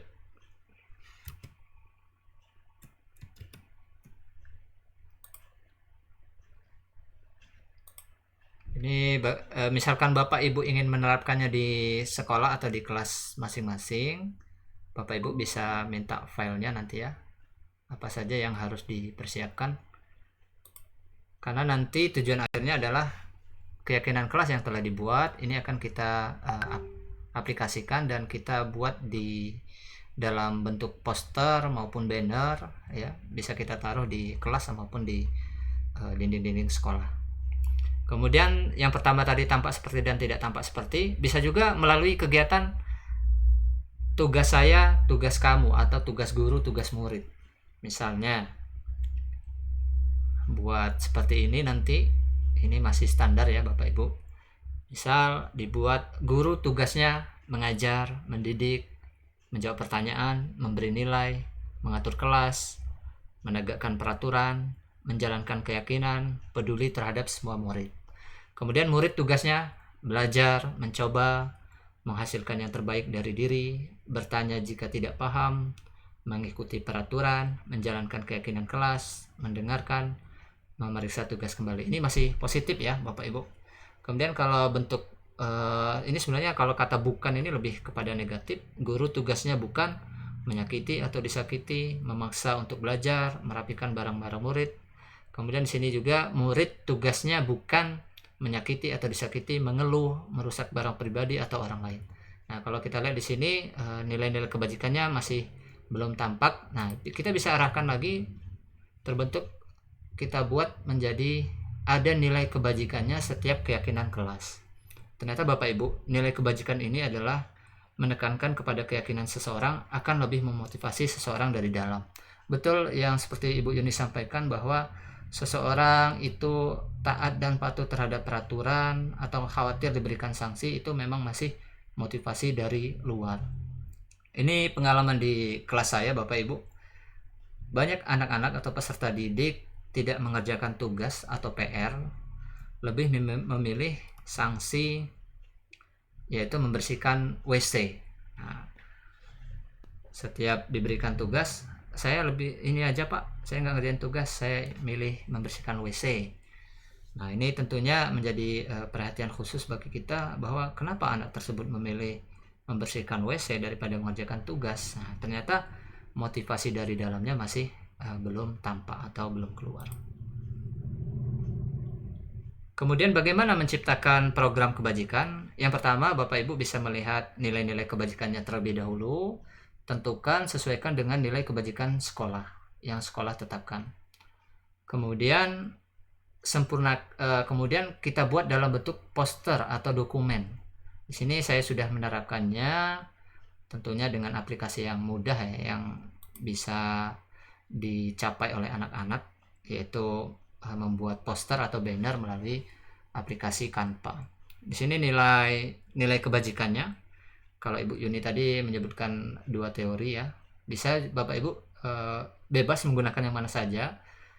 Kalau di sekolah itu yang pasti ada itu adalah nilai disiplin, hormat, kasih sayang, tanggung jawab, lalu toleransi, bijaksana, lalu integritas, itu pasti ada ya Bapak Ibu. Ini tinggal kita pilih saja, nanti bisa diaplikasikan di kelasnya masing-masing. Oh ya Bapak Ibu, terkait nilai keyakinan kelas, memang ini butuh komitmen bersama seluruh warga sekolah, terutama adalah terhadap pimpinan kita, karena bagaimanapun jalan atau tidaknya kegiatan tersebut tentunya adalah perlu dukungan, perlu ekosistem yang baik, perlu support system yang baik dari sekolah tersebut. Karena bagaimanapun juga kalau jika kita sendiri tetap bisa kita lakukan, hanya saja mungkin terbatas pada kelas yang kita ampu atau yang kita ajar. Terkait keyakinan sekolah ini perlu dikomunikasikan lagi kepada seluruh warga sekolah, terutama pimpinan di sekolah. Contoh keyakinan kelas, Bapak Ibu bisa menerapkan contoh keyakinan kelas yang pertama. Setiap anggota kelas perlu belajar. Di sini tidak ada bentuknya sifatnya peraturan atau tata tertib ya Bapak Ibu. Sifatnya adalah keyakinan kelas yang berisi dengan nilai-nilai kebajikan. Tapi Pak, susah Pak nerapin. Kadang anak-anak itu sudah ada tata tertib, ternyata masih dilanggar, misalkan seperti itu. Nah, ini artinya bahwa motivasi itu masih dipengaruhi oleh pengaruh guru, bukan motivasi yang muncul dari dalam murid. Sehingga kalau kita buat keyakinan kelas atau kesepakatan kelas, itu memang benar-benar muncul dari siswa sendiri, ide dari siswa-siswa sendiri, kemudian kreativitas dalam mengkomunikasikannya juga itu semua berasal dari murid atau peserta didik kita. Kemudian untuk contoh berikutnya, setiap anggota kelas perlu senang. Lalu ini contoh keyakinan kelas yang berikutnya, yaitu selalu bersikap positif, senantiasa menjadi diri terbaik, percaya dan menghormati orang lain. Nah, seperti kembali ke sifat-sifat keyakinan kelas tadi, isinya adalah konkret, logis, dan mudah digapai tadi Bapak Ibu. Dan isinya adalah masih bersifat abstrak dan universal. Isinya masih umum, sehingga untuk yang khususnya bisa tergambar di kegiatan atau di praktek nyatanya. Kemudian Bapak Ibu juga bisa tentukan dulu nilai kebajikannya, misal hormat, bekerja, diterima dan dimiliki. Baru membuat alasannya. Alasan kenapa memilih ke nilai-nilai kebajikan tersebut. Di sini kesimpulannya Bapak Ibu, yang pertama adalah dalam membuat keyakinan kelas, Bapak Ibu bisa menentukan nilai-nilai kebajikan yang ada. Kemudian yang kedua, menyempurnakan nilai kebajikan menyesuaikan dengan keyakinan sekolah. Kemudian mari kita publikasikan dalam bentuk poster atau dokumen berupa banner atau flyer di sekolah dan media sosial. Sebagai contoh Bapak Ibu, saya di sini akan membacakan keyakinan kelas yang telah dibuat oleh anak-anak SMP, terutama kelas 7, 8, dan 9. Ini saya izin share screen.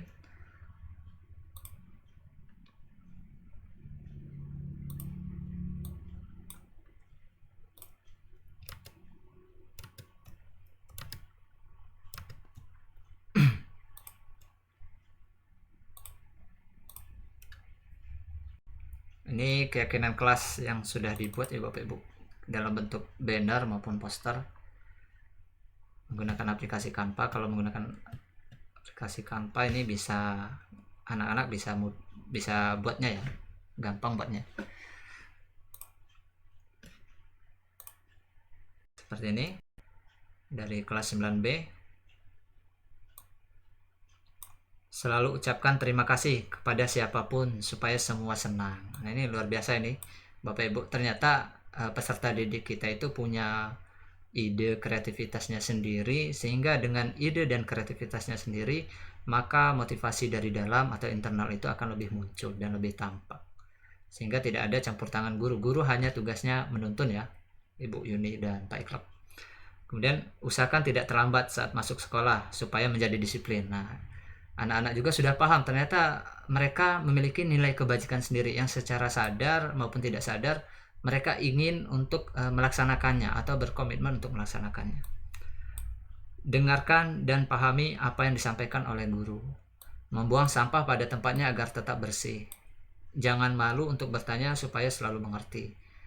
Lalu yang terakhir adalah tidak mengandalkan orang lain untuk menciptakan sikap mandiri. Ini salah satu contoh saja Bapak Ibu. Nanti Bapak Ibu bisa, jika ingin melihat salah contohnya, ini sebenarnya sudah umum di beberapa sekolah sudah menerapkan keyakinan kelas, apalagi terkait dengan kurikulum merdeka.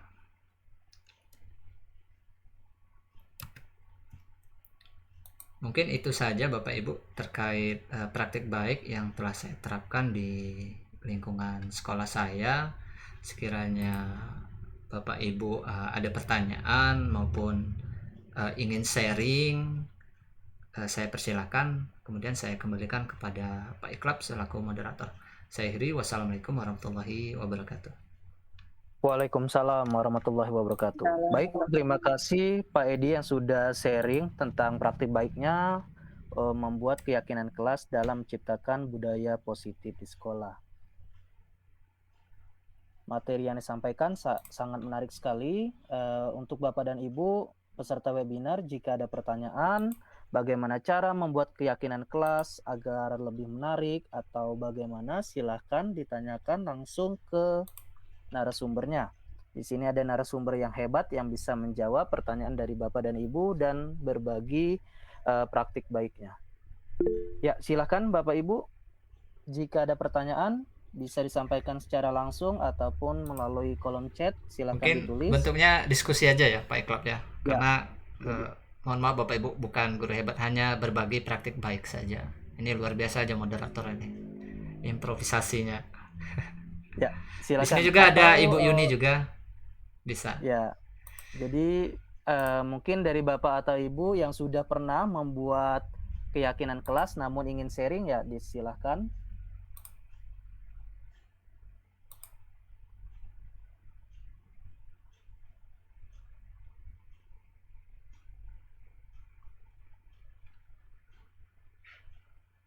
Ya, sepertinya terlalu fokus ya Pak Edi. Mungkin belum ada beberapa pertanyaan. Ya, ini muncul pertanyaan dari Pak Pajar.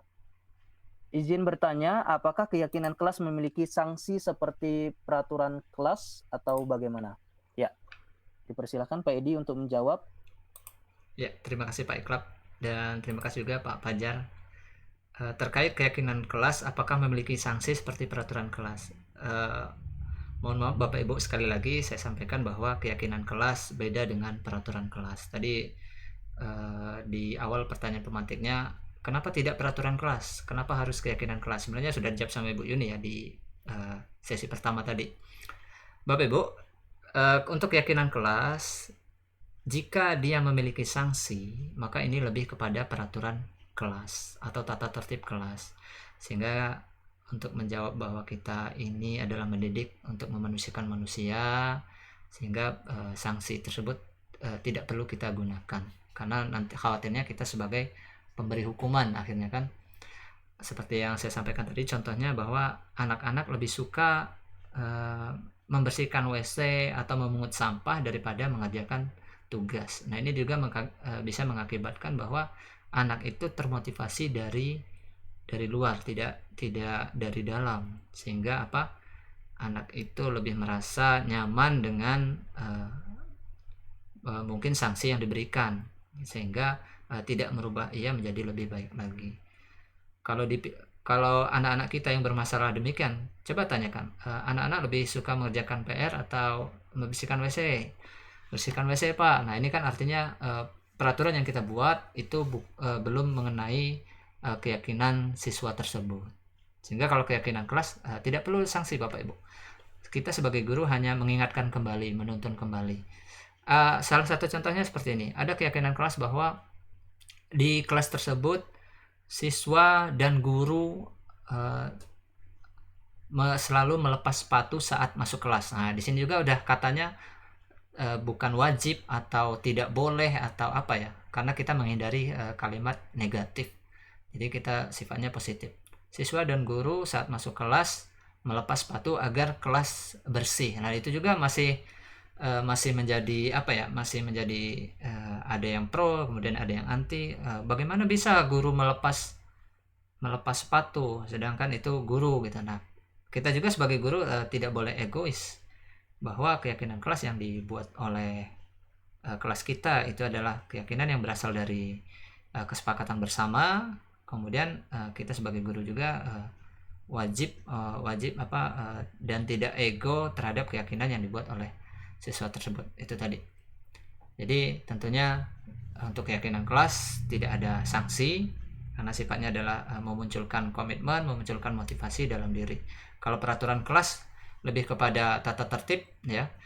Jika siswa tidak demikian maka sanksi. Nah, ini akhirnya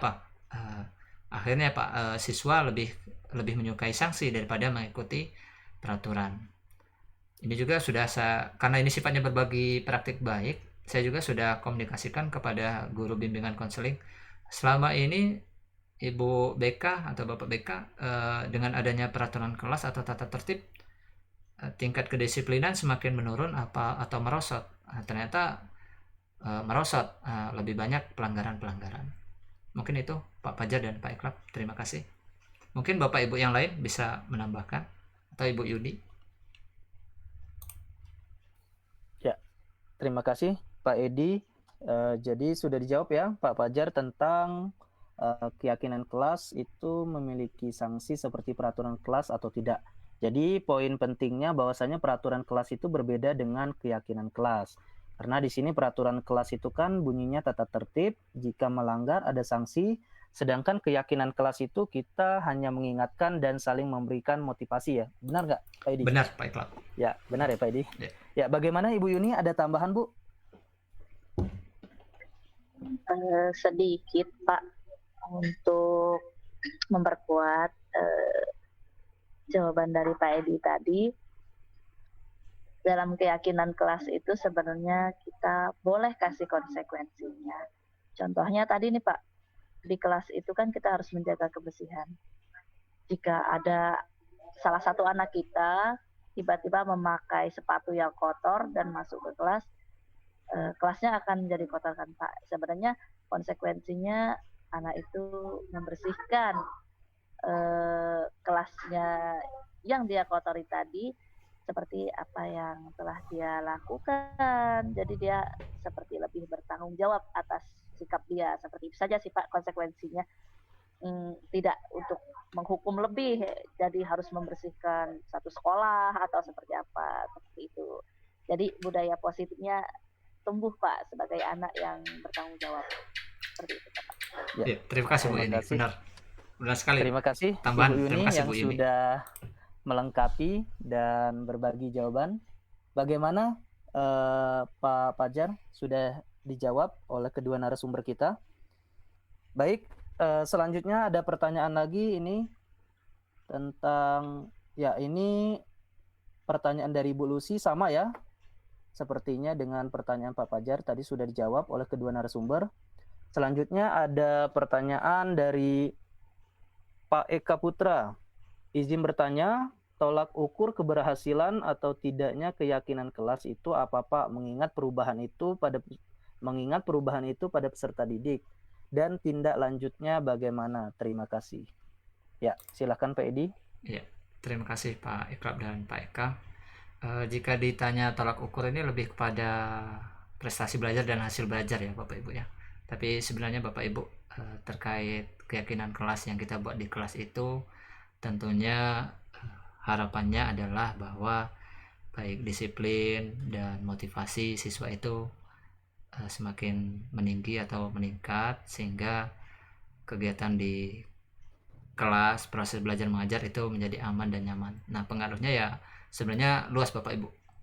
Jika di kurikulum Merdeka memang kita fokusnya tidak pada ketercapaian materi, hanya saja materi esensial, tetapi sekali lagi proses belajar mengajar di sekolah, di kelas itu adalah bagaimana kita memanusiakan manusia, memerdekakan manusia, bahwa peserta didik itu adalah seseorang yang memiliki kebutuhan berbeda-beda dan juga siswa tersebut adalah bagaimana dia merasa aman dan nyaman di kelas kita. Kemudian untuk indikatornya, jika Bapak Ibu membuat keyakinan kelas di kelas tersebut, bisa dilihat bagaimana tingkat kedisiplinan siswa atau siswi tersebut di kelas.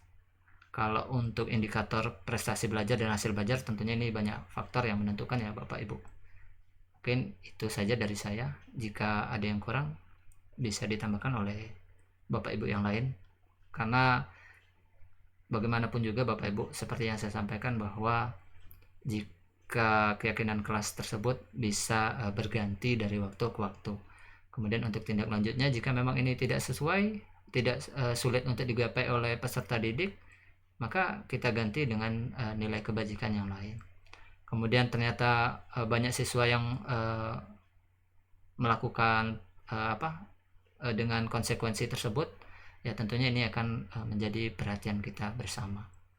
Dan disitulah letak seni kita mengajar Bapak Ibu. Bukan berarti dengan adanya keyakinan kelas ini maka permasalahan di kelas maupun di sekolah itu menjadi selesai. Nah, tugas kita adalah selalu merefleksi, kemudian mengevaluasi sehingga seni kita dalam mengajar itu muncul gitu Bapak Ibu. Mungkin itu dari saya. Mohon maaf Pak Eka. Terima kasih Pak Iklab. Ya, terima kasih Pak Edi atas jawabannya. Semoga terjawab ya Pak Eka atas pertanyaannya tadi. Mungkin dari Ibu Yuni mau ada tambahan?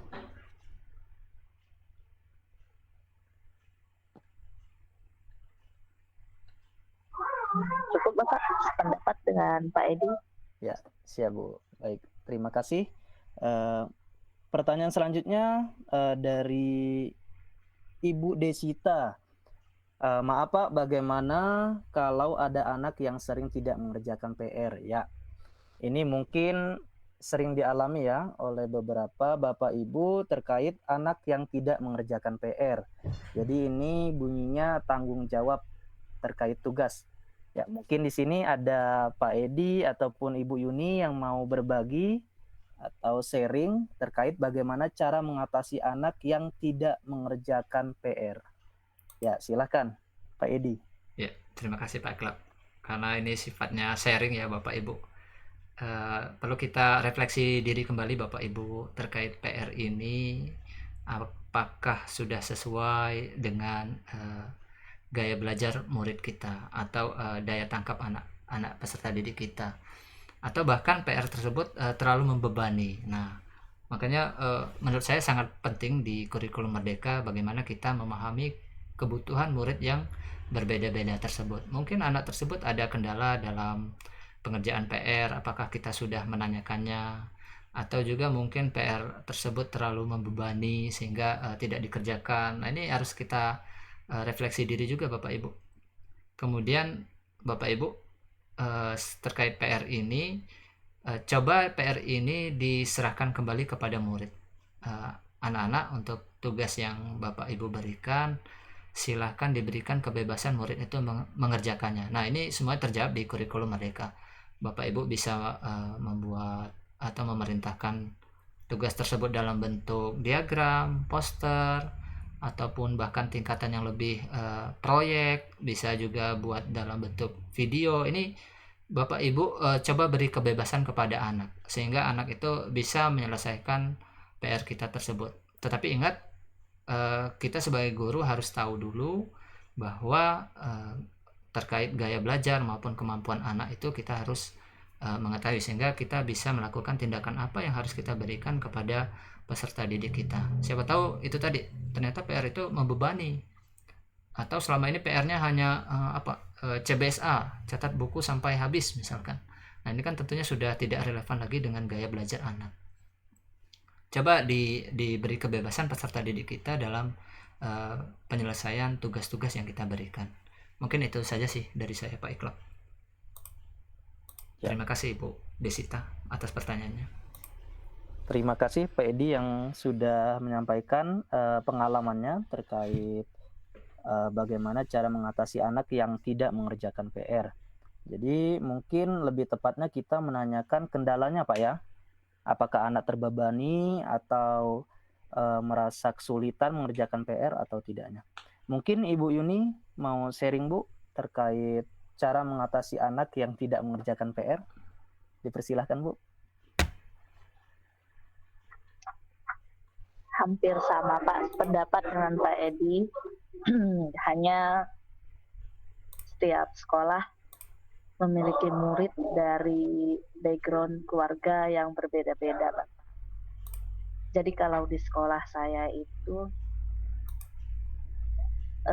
ada anak yang memang dia tidak bisa mengerjakan PR karena memang dia di rumahnya tinggal dengan nenek kakek yang tidak bisa untuk membantu dia, kesulitan untuk membantu dalam belajar. Jadi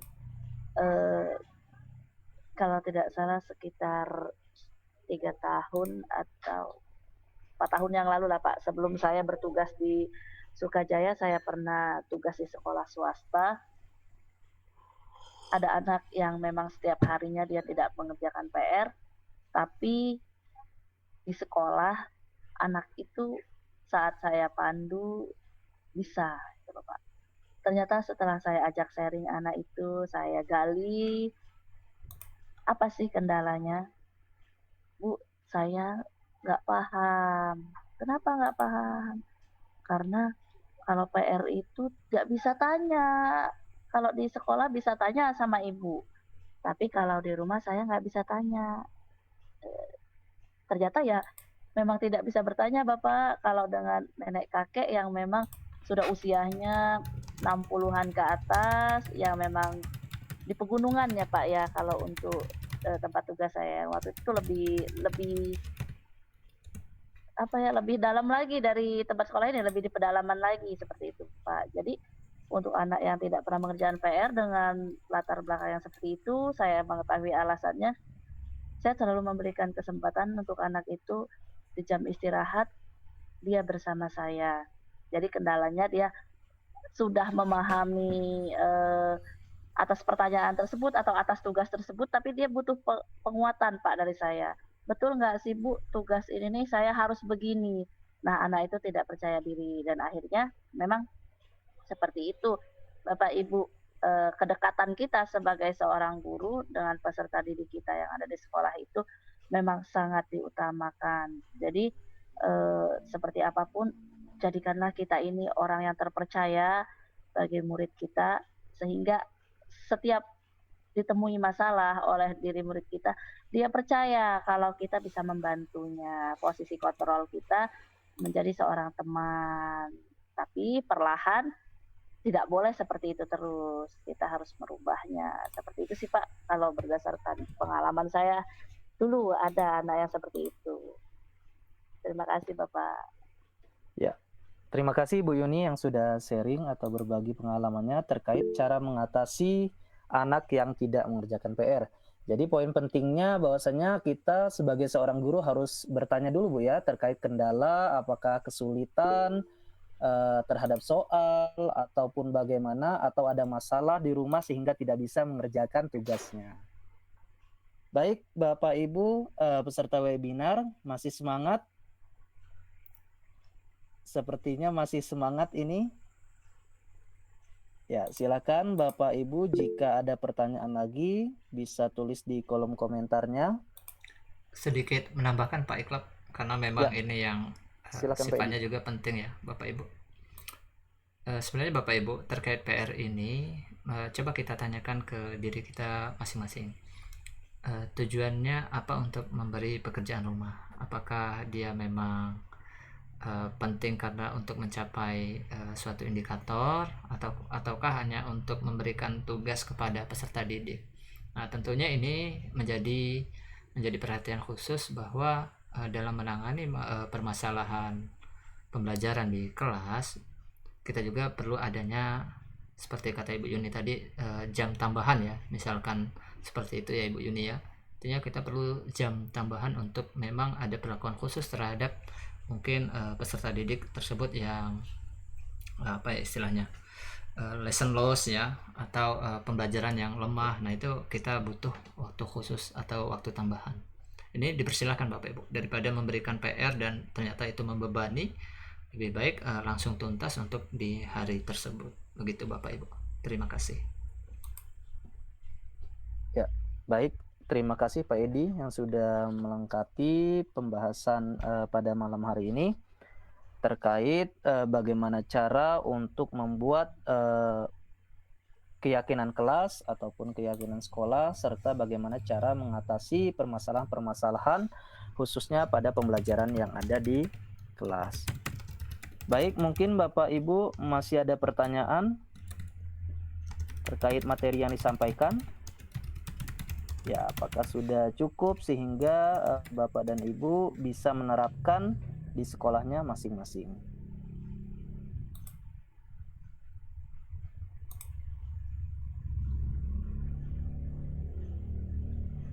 Ya, sepertinya sudah cukup ini Pak Edi dan Ibu Yuni terkait pertanyaan. Mungkin Bapak dan Ibu peserta webinar juga sudah mendapatkan poin penting atau materi intinya yang sudah disampaikan oleh kedua narasumber, tentunya yang bermanfaat bagi Bapak dan Ibu peserta webinar.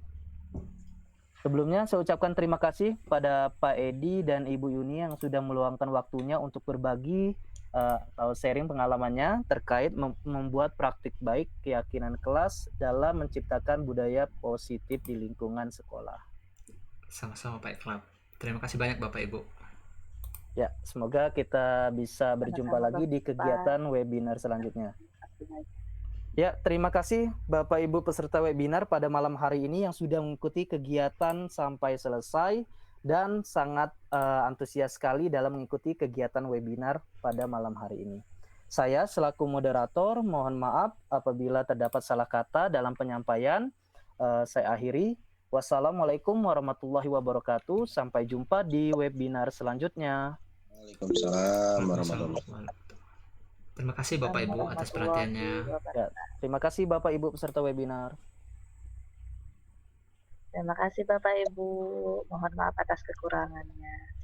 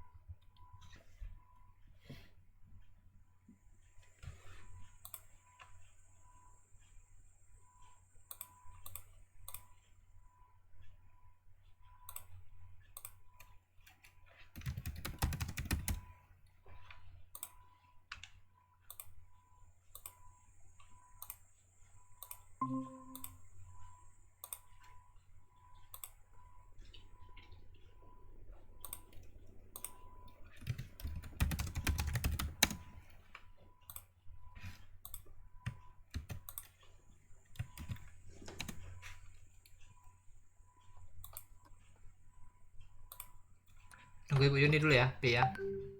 Iya Pak, gimana Pak? Ini paling lama ini.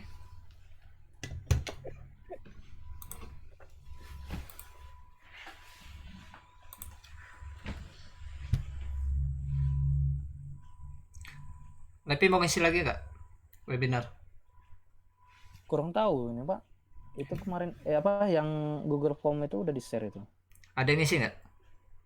Belum cek saya, disuruh nge-share di apa komunitas ini sama belajar ID Lampung.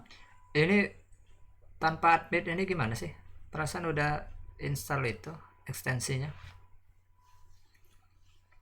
Oke, baik Bapak Ibu. Terima kasih sebelumnya, luar biasa ini sampai episode 6 ini paling lama ini webinarnya. Terima kasih pada Pak Iklap ya. Tapi ada sedikit apa ya, evaluasi buat perbaikan ke depannya. Saya juga ternyata lupa, kita itu terutama narasumber itu harus ada waktunya. Misal Ibu Yuni 30, saya 30. Nah, Ibu Yuni hampir 1 jam. Nah, ini akhirnya apa? Ya saya amati siswa udah mulai kendor kan. Peserta udah mulai kendor sampai di akhir. Tapi ya alhamdulillah ini berjalan dengan sukses. Nah, untuk kedepannya Pak Iklap selaku moderator diingatkan aja Pak Iklap. Kayak biasanya Pak Iklap. Kayak biasanya Iklap. Jadi kalau iya, Pak. memang kalau udah jadi pembicara ini asik, apalagi saling sharing itu luar biasa. Kemudian untuk Pak Iklap, karena memang tadi saya lihat yang raisen ada, kemudian yang di chatbox juga ada. Nah, ini batasi aja Pak Iklap. Pertanyaan Pak ya. 2 atau 3 Iya. gitu. Dan karena narasumbernya 2, jangan diberikan kepada misalkan yang pertama Ibu Yuni aja gitu. Nah, jangan. Atau bisa jadi narasumbernya dua-duanya dulu selesai baru buka sesi Selesai baru di pertanyaan. akhir, ya. Gitu ya. Jadi memang yang menarik itu memang di materi awal kan, karena banyak ilmunya gitu kan. Mungkin itu aja sih dari saya. Ibu ini luar biasa, materinya bagus. Iya Bu, keren ini. Dapat ilmu baru juga. Kapan-kapan lagi ya. Tapi Saya memang tadi juga- kendala sinyal loh Ibu Yuni kayaknya putus-putus. Iya. Iya Pak, tahu. Makanya saya mau lanjut nggak ini slide-nya karena putus-putus tadi. Ya, jadi saya tadi sambil buka YouTube Pak, jadi untuk mengunci sinyal di handphone. Ini saya ngungsi di Pajar Pak Edi. Iya. Biasanya sekolah gimana Bu? Saya langsung pulang malam ini Pak. Oh iya. Oke, kalau gitu udah Tugas kayaknya tetap harus udah malam berjalan. ini Pak Iklap dan Ibu Yuni, terima kasih banyak. Iya Pak, siap. Semoga Sama-sama, berlanjut Pak. untuk episode berikutnya. Terima kasih Pak Iklap, Ibu Yuni. Saya akhiri, wassalamualaikum Iya, Pak. warahmatullahi Terima wabarakatuh. kasih ya Pak atas kesempatannya. Waalaikumsalam warahmatullahi wabarakatuh. Waalaikumsalam warahmatullahi Izin lip ya Bapak Ibu. wabarakatuh.